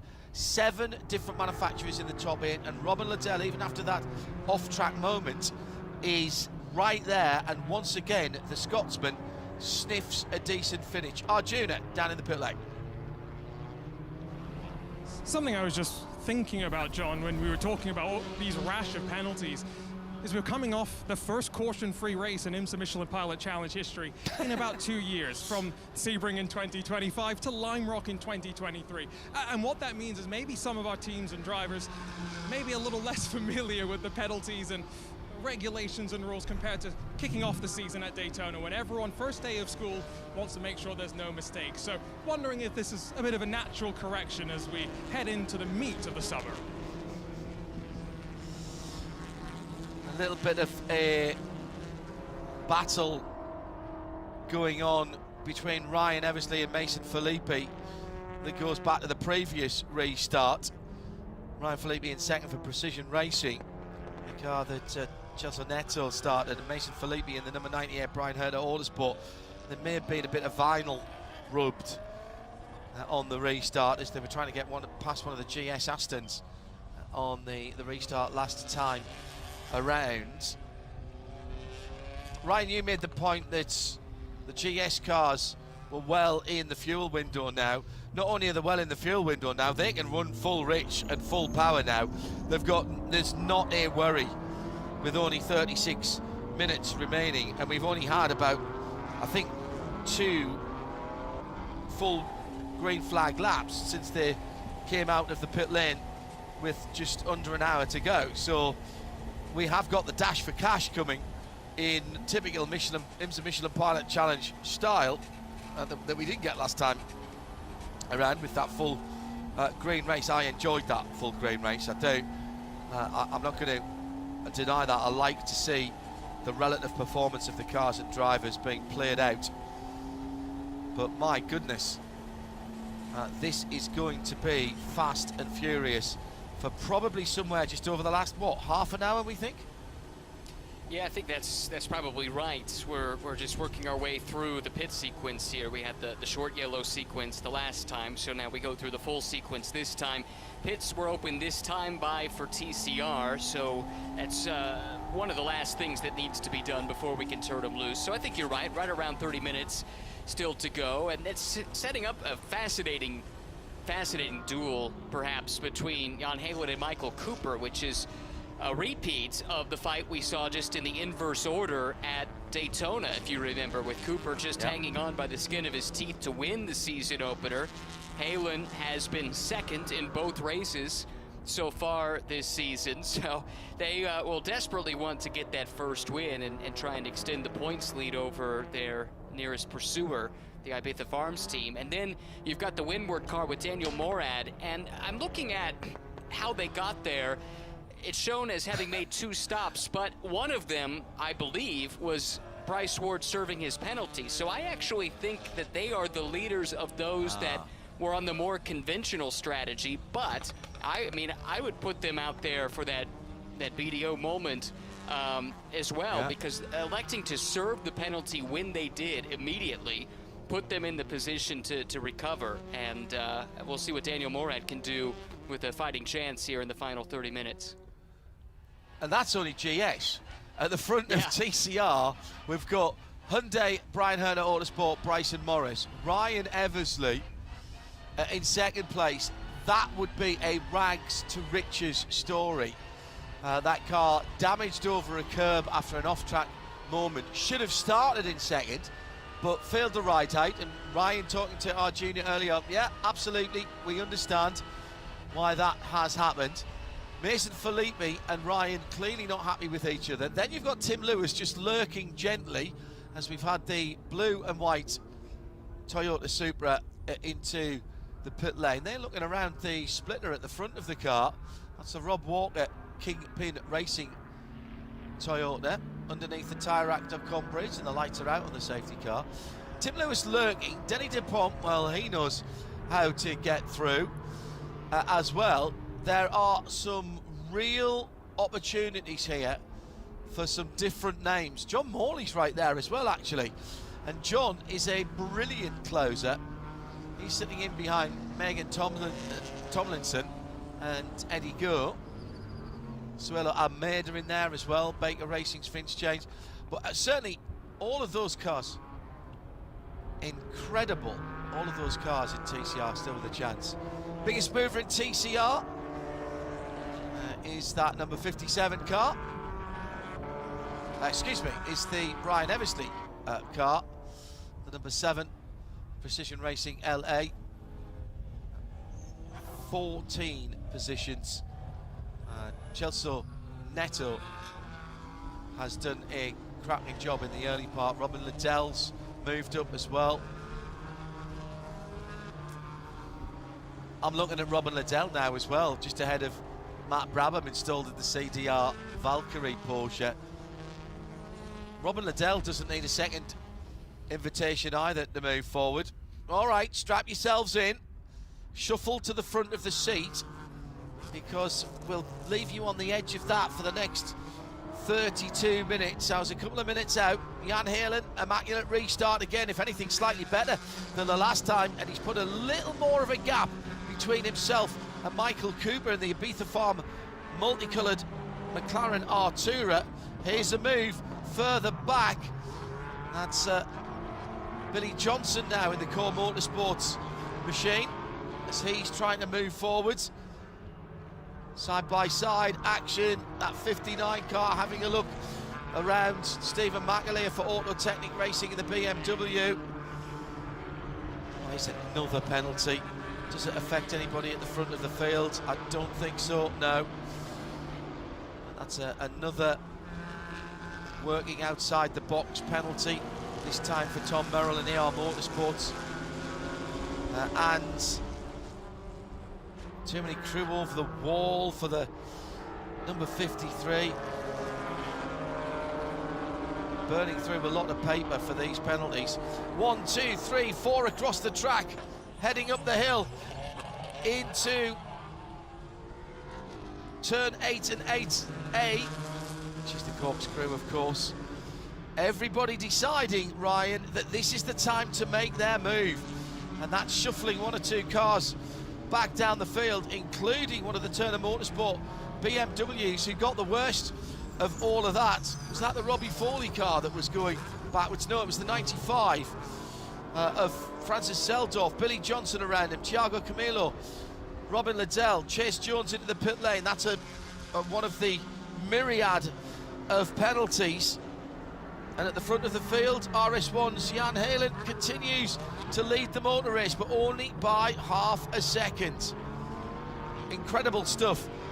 And exactly half an hour still to go. Brilliant, isn't it? Plenty of time to fight this out.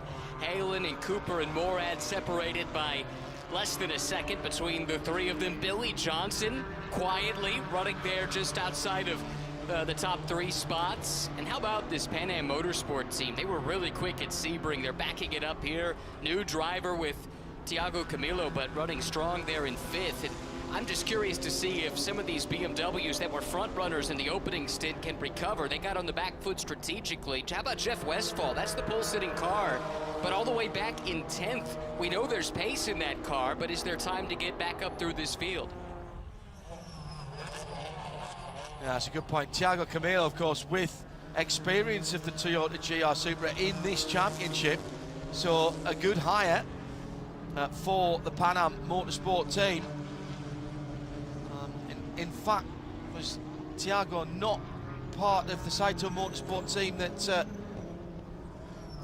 achieved the best result for that car in this championship?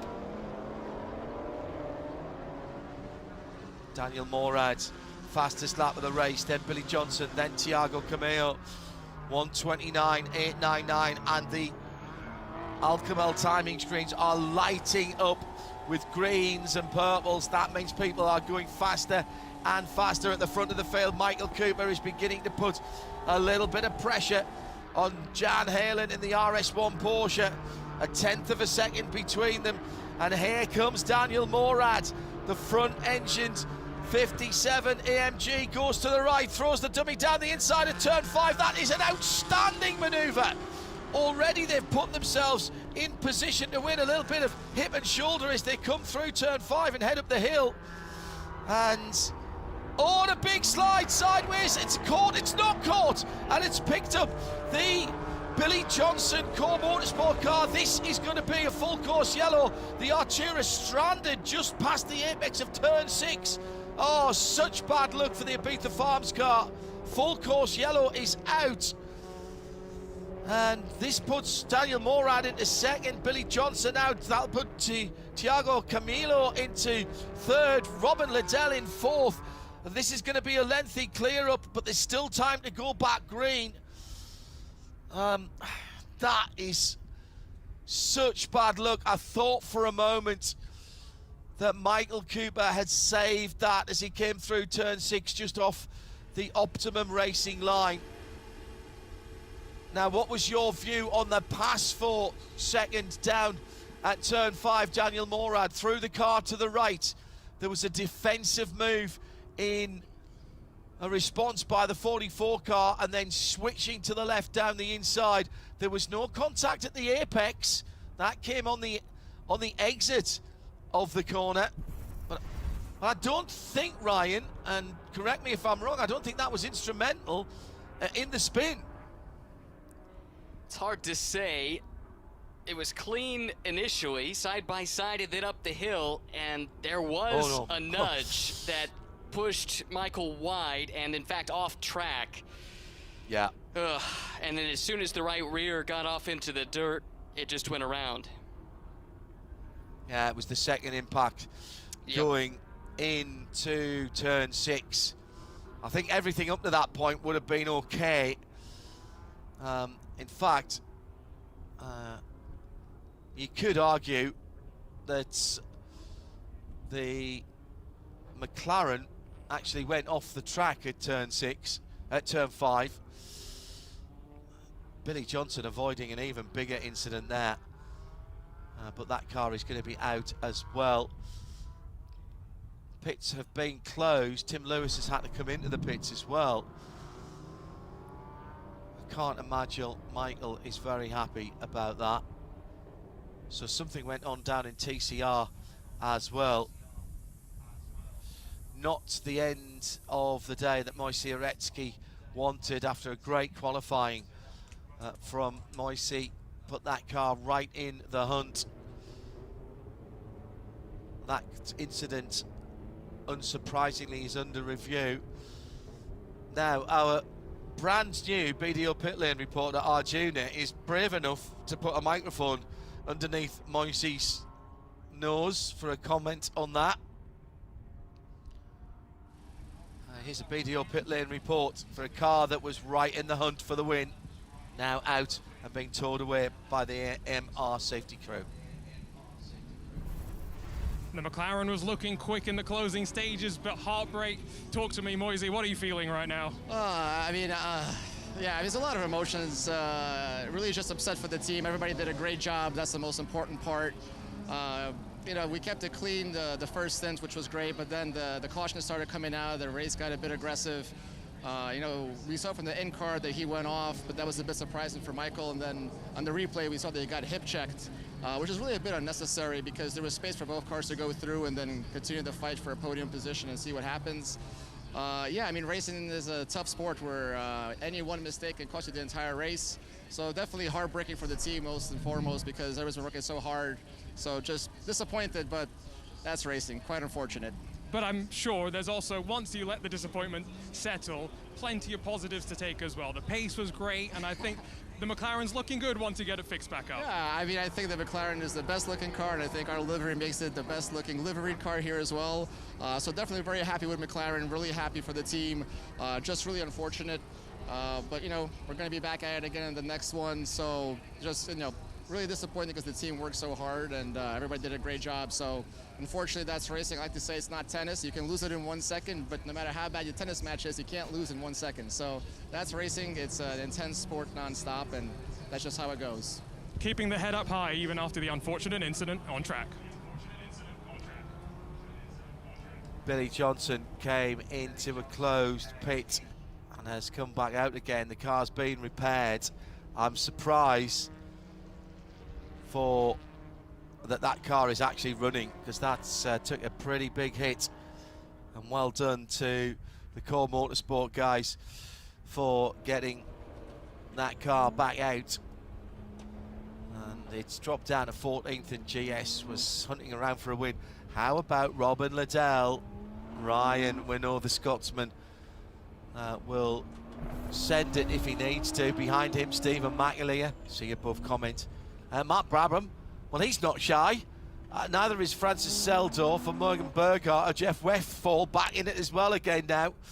Jan Halen has got a pack of hungry drivers behind him when we get back to the restart. He's also got to be thinking, how many more of these restarts do I have to do? This is hard work trying to keep this field behind me. He's done it great. I think, 3 times already he's been forced to restart in front of this field, and he's been able to hold on to the lead every time. That incident, by the way, I don't know if we mentioned this, it is under review between Morad and Cooper. And I'm very curious to see how that one plays out. But I think your eye on Robin Liddell is a good one. That car, I had been thinking, really hadn't done much in terms of lap time up until that last little sprint there between our most recent yellows. All of a sudden, he did a 130 flat. That was about a second faster than that car had done previously, and that puts him right there with some of the best laps we've seen all day. And you give Robin a sniff, like you said, and he doesn't need a second invitation. I have a strong suspicion it's going to be another penalty for the Winwood car, I'm afraid. Daniel Morad. I think he'd have been all right with the turn 5 move, even on the exit of turn 5. The rules do say you've got to give room, and effectively he did give room, but the other car was off the track. So at that point, I think it's fine. I think the questionable part is coming up into turn 6. Now, that's the decision that has to be made. Car on the outside has to turn in at some point. I think if Daniel had even just kept his wheel straight, he would probably been okay. He was trying to open out the corner. I know exactly what he's doing. He's sitting on the left-hand side of the car.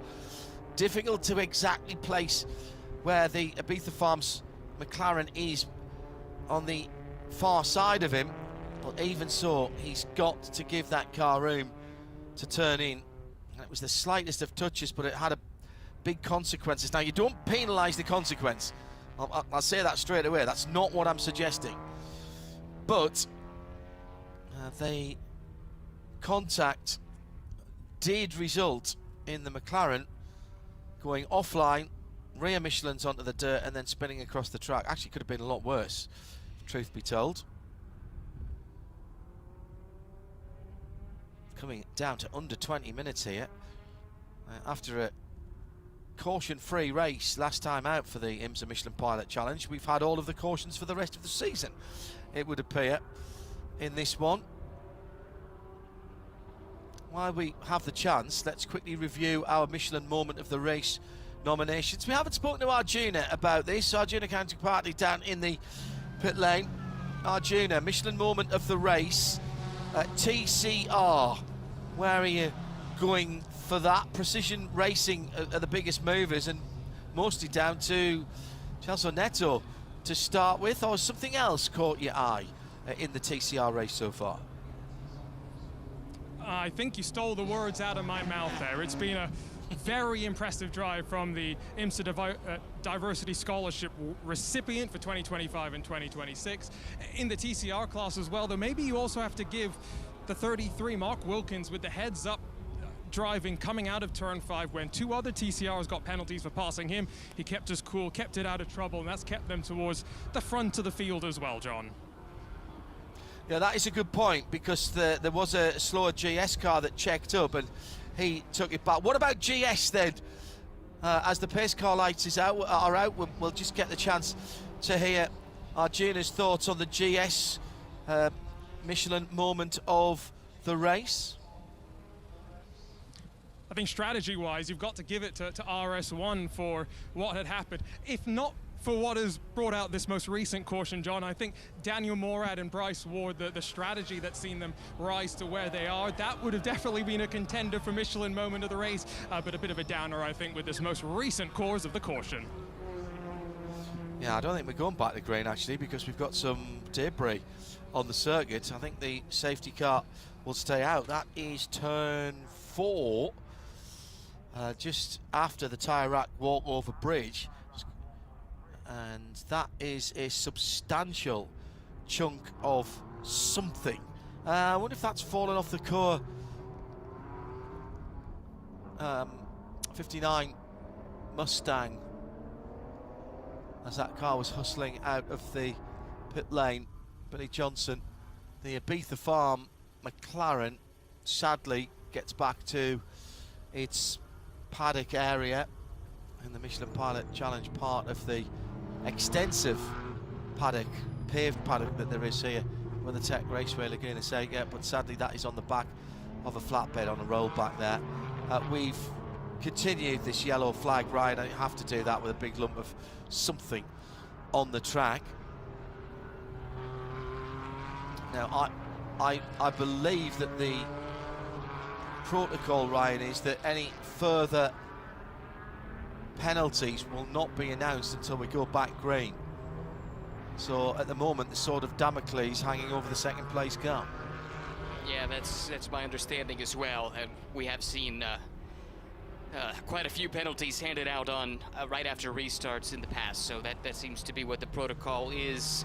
I'll tell you, I think Jan Helen's okay with this extra lap under yellow. That chews through the clock. They're doing 2.5 minutes a lap right now rather than 1.5 minutes a lap, and so that might mean a little less time he has to spend defending. And it's a tough spot for him to be in too, John, because he'll know that the car behind him is being reviewed for a penalty, but he won't know whether or not a penalty is coming. And so that makes it difficult to know how much of a fight to put up. If you know a penalty is coming to the car behind you, then all right, you don't put your car in a position where you take any kind of risk because you know you'll get the spot back. But right now, nobody knows for sure what's coming the way of Daniel Morad and Windward Racing.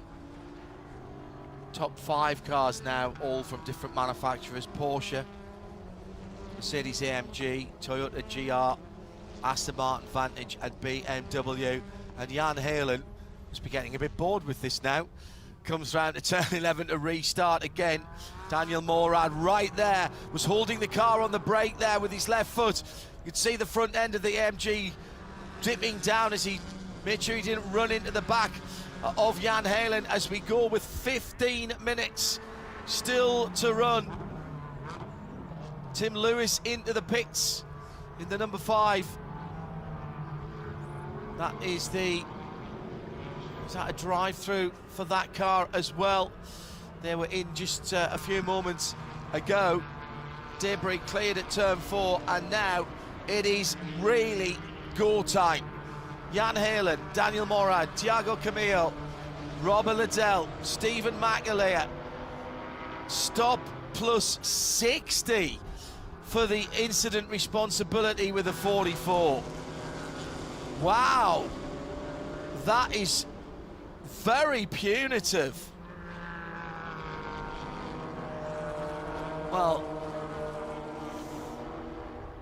Well, maybe the consequences were penalised. We had cars turned around earlier on, which was a drive-through, sitting on the outside of corners.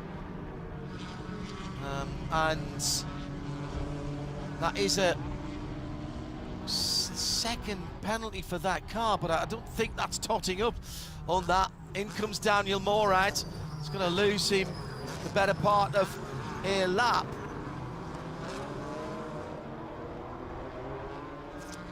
So Jan Halen now from Thiago Camillo, the two BMWs from Turner go across the line side by side, down in 7th and 8th position now.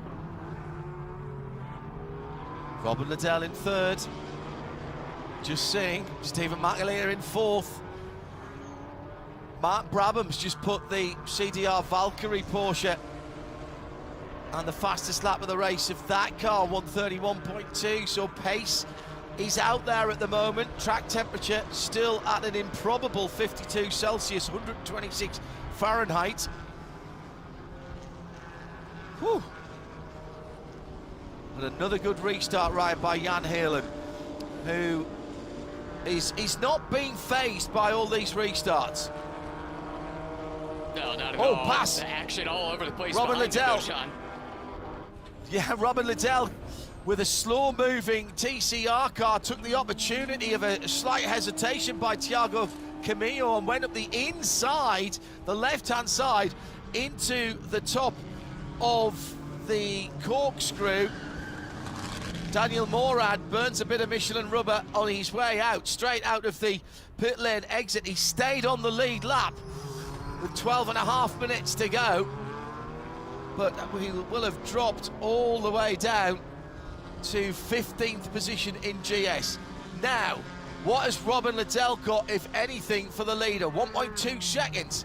We need to keep an eye on that fastest lap of the race for the RS1 car, and pretty close to the fastest overall lap of the race, a 1:30.231 in clean air for the red, white and black number 28. But Robin Liddell is coming, and he's dragging Camillo with him. And he is. Great job getting around. And even though he was fighting with Camillo for position on that last lap, he was actually marginally quicker than Jan Halen was, interestingly enough. So he's got his head down, and this, like we said, if Robin Liddell gets a sniff at it, you know he's going to go for it. Another penalty for the core racing car. Now, this was the car that was hit, or took the side swipe from the Ibiza Farms McLaren. Billy Johnson at the wheel. Improperly served emergency service. That's a stop plus 10. So that car will have to come down again. In fact, he's doing it now. The battle of the penalised cars down in 23rd and 24th, 14th and 15th in Gias, and Eric Figueras as well, all the way back there. Let's talk about TCR quickly, as we've had an incident at turn 3 as well. I'll get to that in a moment. TCR, Denny DuPont has gone to the lead in the 76 Hyundai, ahead of Ryan Eversley, Mason Filippi. Those are the top 3. There were 4 TCR cars across the track coming out of the final corner last time around. 3 of them being Hyundais on the that was on the restart, excuse me. And that was all a bit exciting. And somehow they all managed to get through. And not entirely certain how, but Ryan Eversley just dumped down to 3rd position for a moment. So DuPont from Mason Filippi, from Ryan Eversley, from Bryson Morris, from James Vance, from John Morley. I did think that John Morley might make a little run here in the dark grey RSR Audi, and he is right there. So Denny DuPont from 5th to 1st from the restart in the 76 Brian Hunter Autosport. That's got to be a candidate for moment of the race, because that was a moment. What a moment that was. And now side-by-side contact. John Morley getting a little love tap in the 61. And that's just about held on. Oh, Eversley's got a drive through. No! So the fairy tale will not happen for that car. Jump restarts for Ryan Eversley, and he will have to pull out of it. Meanwhile, at the front of the field, Jan Heyland has just put 2 fastest laps of the race in back-to-back, but it's countered by Robin Liddell, 1.2 seconds behind at the front of the field. And Robin Liddell is not shaking off Thiago Camillo. Oh, Denny DuPont, what a restart. Bryson Morris, fastest TCR lap of the race. How did he manage to do that? The green flag was in the air. Denny DuPont somehow managed to get out of the way of all the barging and elbowed his way through Ryan Eversley. Yeah, huge jump start for Ryan, and that's why he's had to come down. I think he tried to redress it. I think Denny DuPont was also ahead. So let's see if that gets a penalty as well. Let's not see this race decided by penalties in the dying moments. Robin Liddell on the charge. Ryan Marine watching this. He can't do it again, can he, Robin Liddell? He's famous for making things happen. Yeah, he's done this so many times in this Rebel Rock team. What they do, they have to go with that slightly different strategy. They'll pit a little bit earlier than everyone else, get that driver change done, and then turn Robin loose. If the yellows fall the right way, they can be in prime position, not just to go for wins, but they've been championship contenders in the last couple of years as well. And this is shaping up to be another classic run. However, Jan Heyland is matching him just about lap for lap here. Robin with the slight edge, but only slight in terms of best lap over the past couple. Ryan Eversley and his team Precision Racing pleading their case to race control at the moment. Ryan saying, look, was I out of line? Yeah, I was, in terms of not in line, but I had to swerve to avoid wrecking the car, and it appeared that he redressed that because he was well ahead at the line, but Denny DuPont went through as well, and in fact Ryan dropped back behind 2 of the Hyundais. Now, will that stand in his favour? Outstanding. Arjuna down in the pit lane with some more news. John, that was actually something that was discussed in the briefing this morning. Restarts and whether the restart acceleration zone into turn 11 was going to lead to the congestion like this. And so I'm sure the penalty is being argued, but it was something that race director was very clear about. If you go for a gap and you cause an incident, you're likely to get a penalty. I think, unfortunately, it's going to be hard to argue the case. Jim Johnson, Rafa Racing, Toyota has gone off at turn 9. This will be a first gear pull away. Yeah, he's got it going. Come on. We stay in green. Actually, just before turn 9. Actually, turn 8.5. Well, Eversley's in the pit lane. The debate has not gone his way. And that's taken him out of the fight, pushes them all the way down to 8th position. Denny DuPont at the moment from 5th to 1st, strong contender for the Michelin moment of the race in TCR. Now, what happened to John Morley? Just went a little bit wide at turn 6, but kept his foot in and somehow stayed out of the wall. Bit of rallycross from John there, but that's dropped that number 61 car out of contention. He's down to 7th position. Now, was there a touch on the Rafa Racing GR Supra coming down? Hadn't really even got to turn number 9. I'm pleased I'm not writing the incident reports for this particular race. I'd have needed a new printer cartridge by now. 1.9 seconds at the front of the field as Robin Liddell 1:31.6 last time around, a 1:30.8 for Jan Halen. Has Jan done enough for RS1?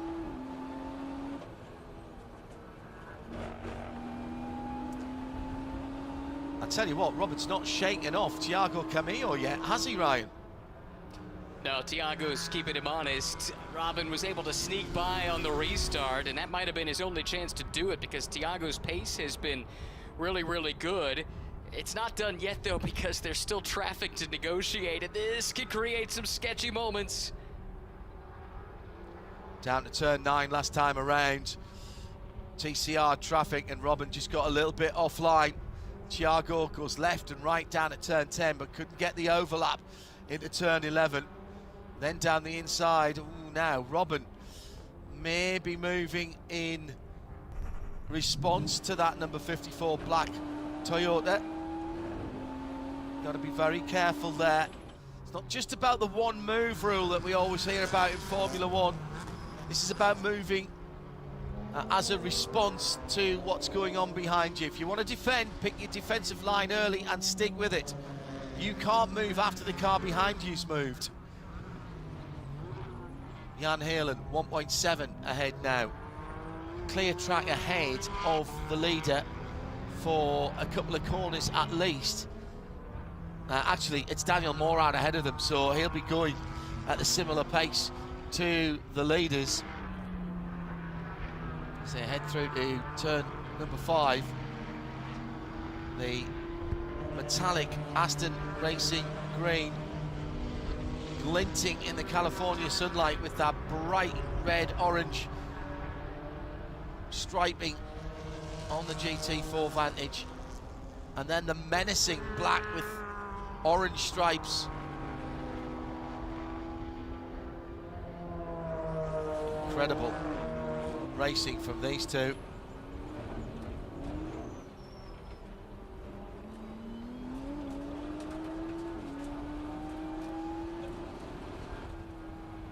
So just looking back at the Rebel Rock driver times, Frank Depew actually did 58 minutes and actually stayed out until the full course yellow. So they didn't change the driver after 40 minutes. So yeah, my mistake on that one. Yeah, that's all right.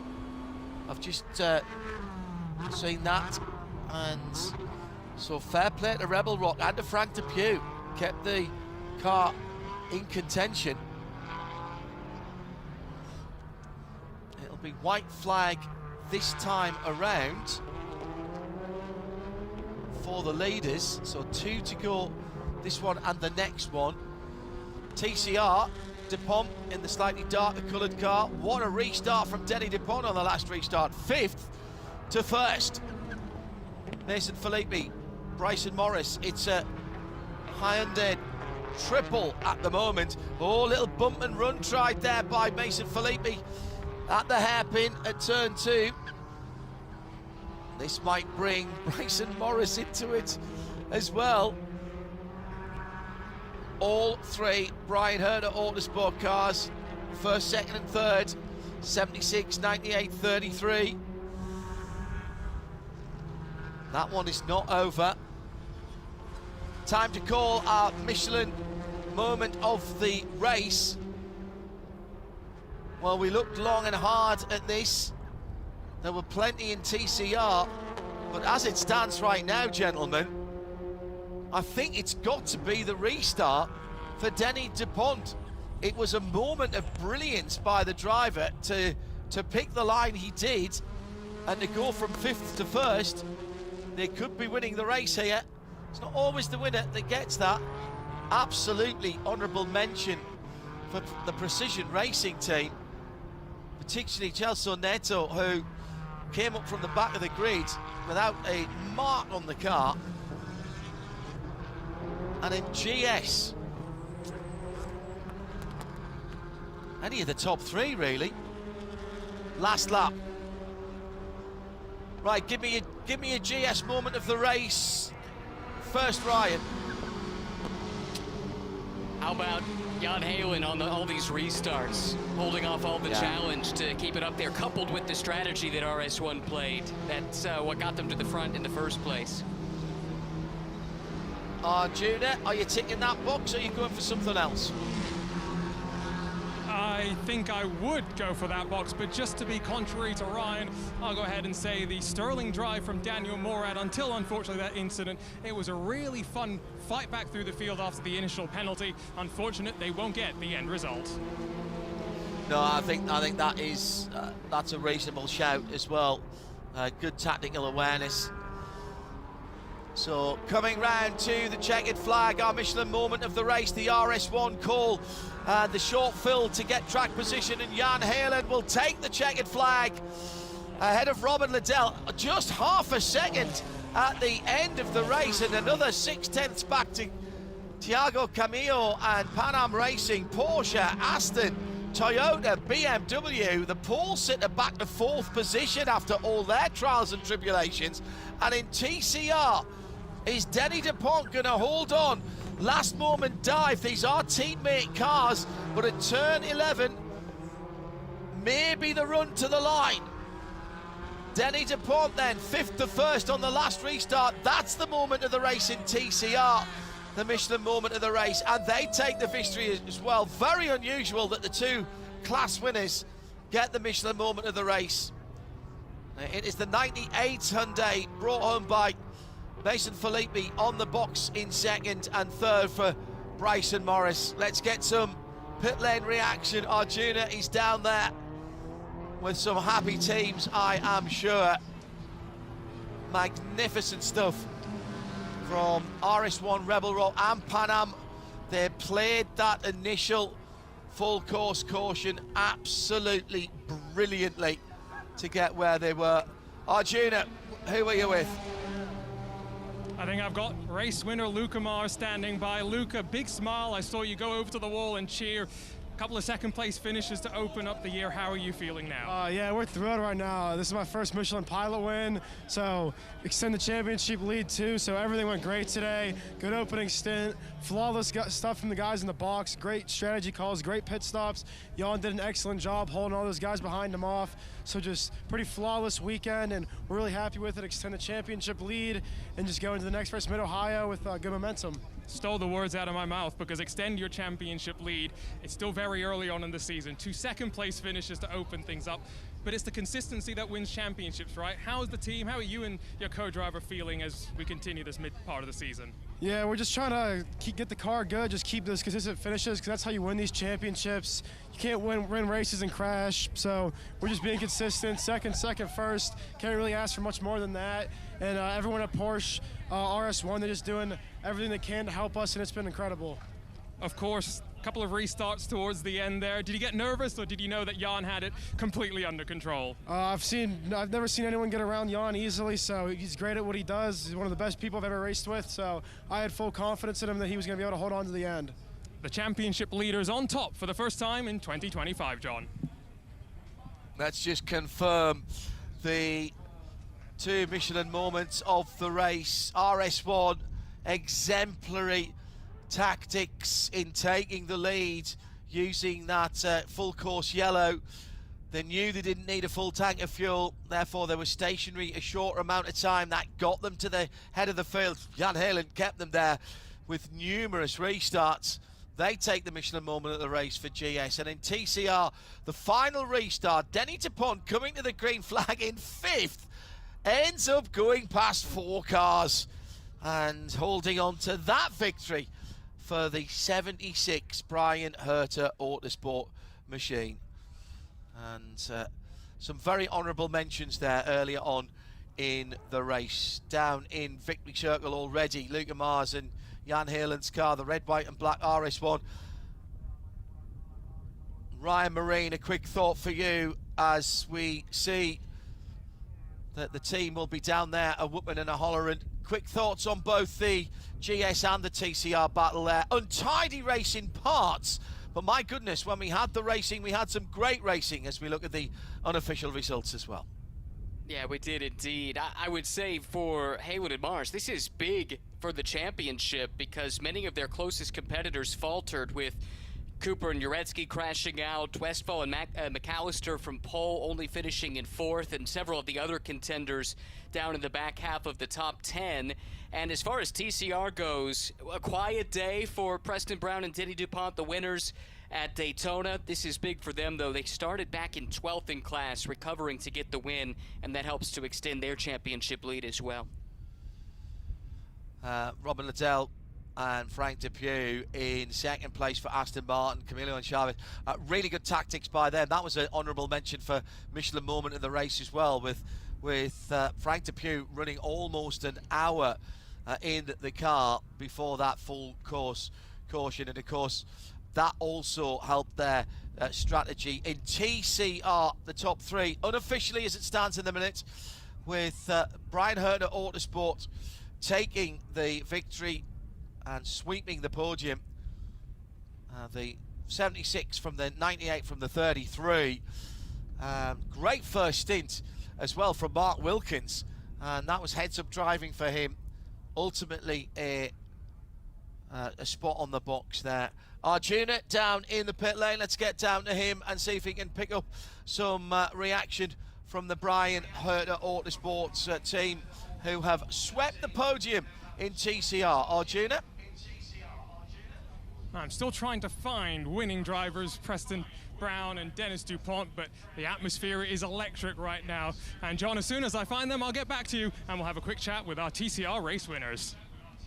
Good luck to that. They'll be on the way to victory circle right now. We head to another undulating circuit next, Ryan Marine, and that is at the Mid-Ohio Sports Car Course. And of course, it's the main event with a 4-hour contest for the Michelin Pilot Challenge as the headline, and that is going to be another cracker. Yeah, we saw that last year, didn't we, with it being a headline event for Michelin Pilot Challenge, and to have the second endurance race of the season there at Mid-Ohio. It's a great track for, I would say, especially these TCR cars. It has to be a ball, as tight and twisty as it is, and really good challenge as well for the GS class cars as well. Great track in the Midwest, so much heritage there as well. Let's get back to Arjuna, who's caught up with our TCR winners down by the number 76 machine. They're just been stolen away by the TV.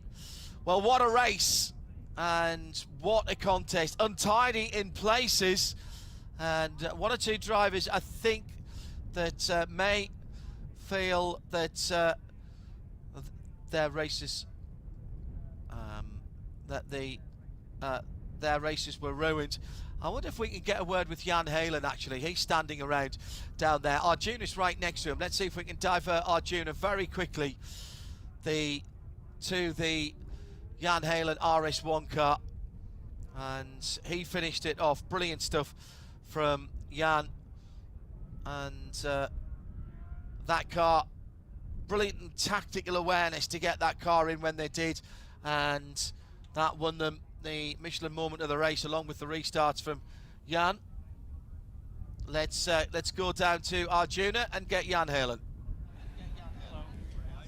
A sterling job on the restarts by Jan Halen to hold on for RS1's first win of 2025. I see the big smile. How's the feeling right now?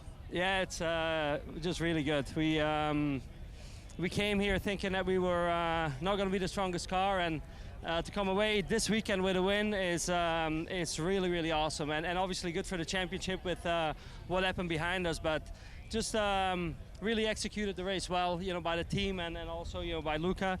So yeah, I couldn't be happier. Warm day. The BMWs, we were thinking they might have the favor. You were saying the Porsche maybe not so quick. Strategy is where you and the team got it done. Yeah, I think we knew, track position was key for us, because we didn't have the, let's say, the sheer speed to maybe make some moves. And the team just did a perfect job with the pit stops and the strategy overall. So yeah, it was good. It was a super fun race, and P1, so good result. Talk to me a little bit about those restarts, because one after one after one they kept coming. Did you start mixing up the restart accelerations, or how you were approaching each of those restarts? Yeah, I had to mix it up a little bit, because that's I'd say that's the weakest point for us, and having someone too close to me coming out of turn 11 was gonna be tough going into turn 2. So yeah, it was just super fun. I really enjoyed it. I always enjoy coming to Laguna. The tire deck is higher than some of the other tracks we go to, and it makes for good racing, always. Thanks, Jan. Congratulations on the win. I'm going to see if I can wander over and find our TCR winners now as well, John, before I throw it back to you. I see Dennis DuPont and Preston Brown, so I'm going to grab our TCR race winners. Congratulations, guys. Dennis, I'm going to start with you. That restart, talk us through that. Yeah, well, it had been 3 restarts where everyone goes inside, brake really hard, so I was like, you know what, I'll try on the outside, and everyone braked even harder. So I just went around and went to P2. What's it like watching from the sidelines when your co-driver is restarting in a situation like that? Well, he'd taken some small nibbles in those first 2 cautions, and we were not thinking that a podium was probably in the cards today. So watching him jump all the way into 2nd place there from 5th or 6th was pretty amazing. That was awesome. And obviously, Brian Hoda Autosport, it's been a great start to the season. How hooked up is that car feeling right now? It's pretty magical. We are so happy to be with Brian Hoda Autosport and Hyundai. It has really been a great team for us to move to for the last 2 years, and hopefully we just keep this momentum moving. Congratulations to our TCR winners, Dennis DuPont and Preston Brown.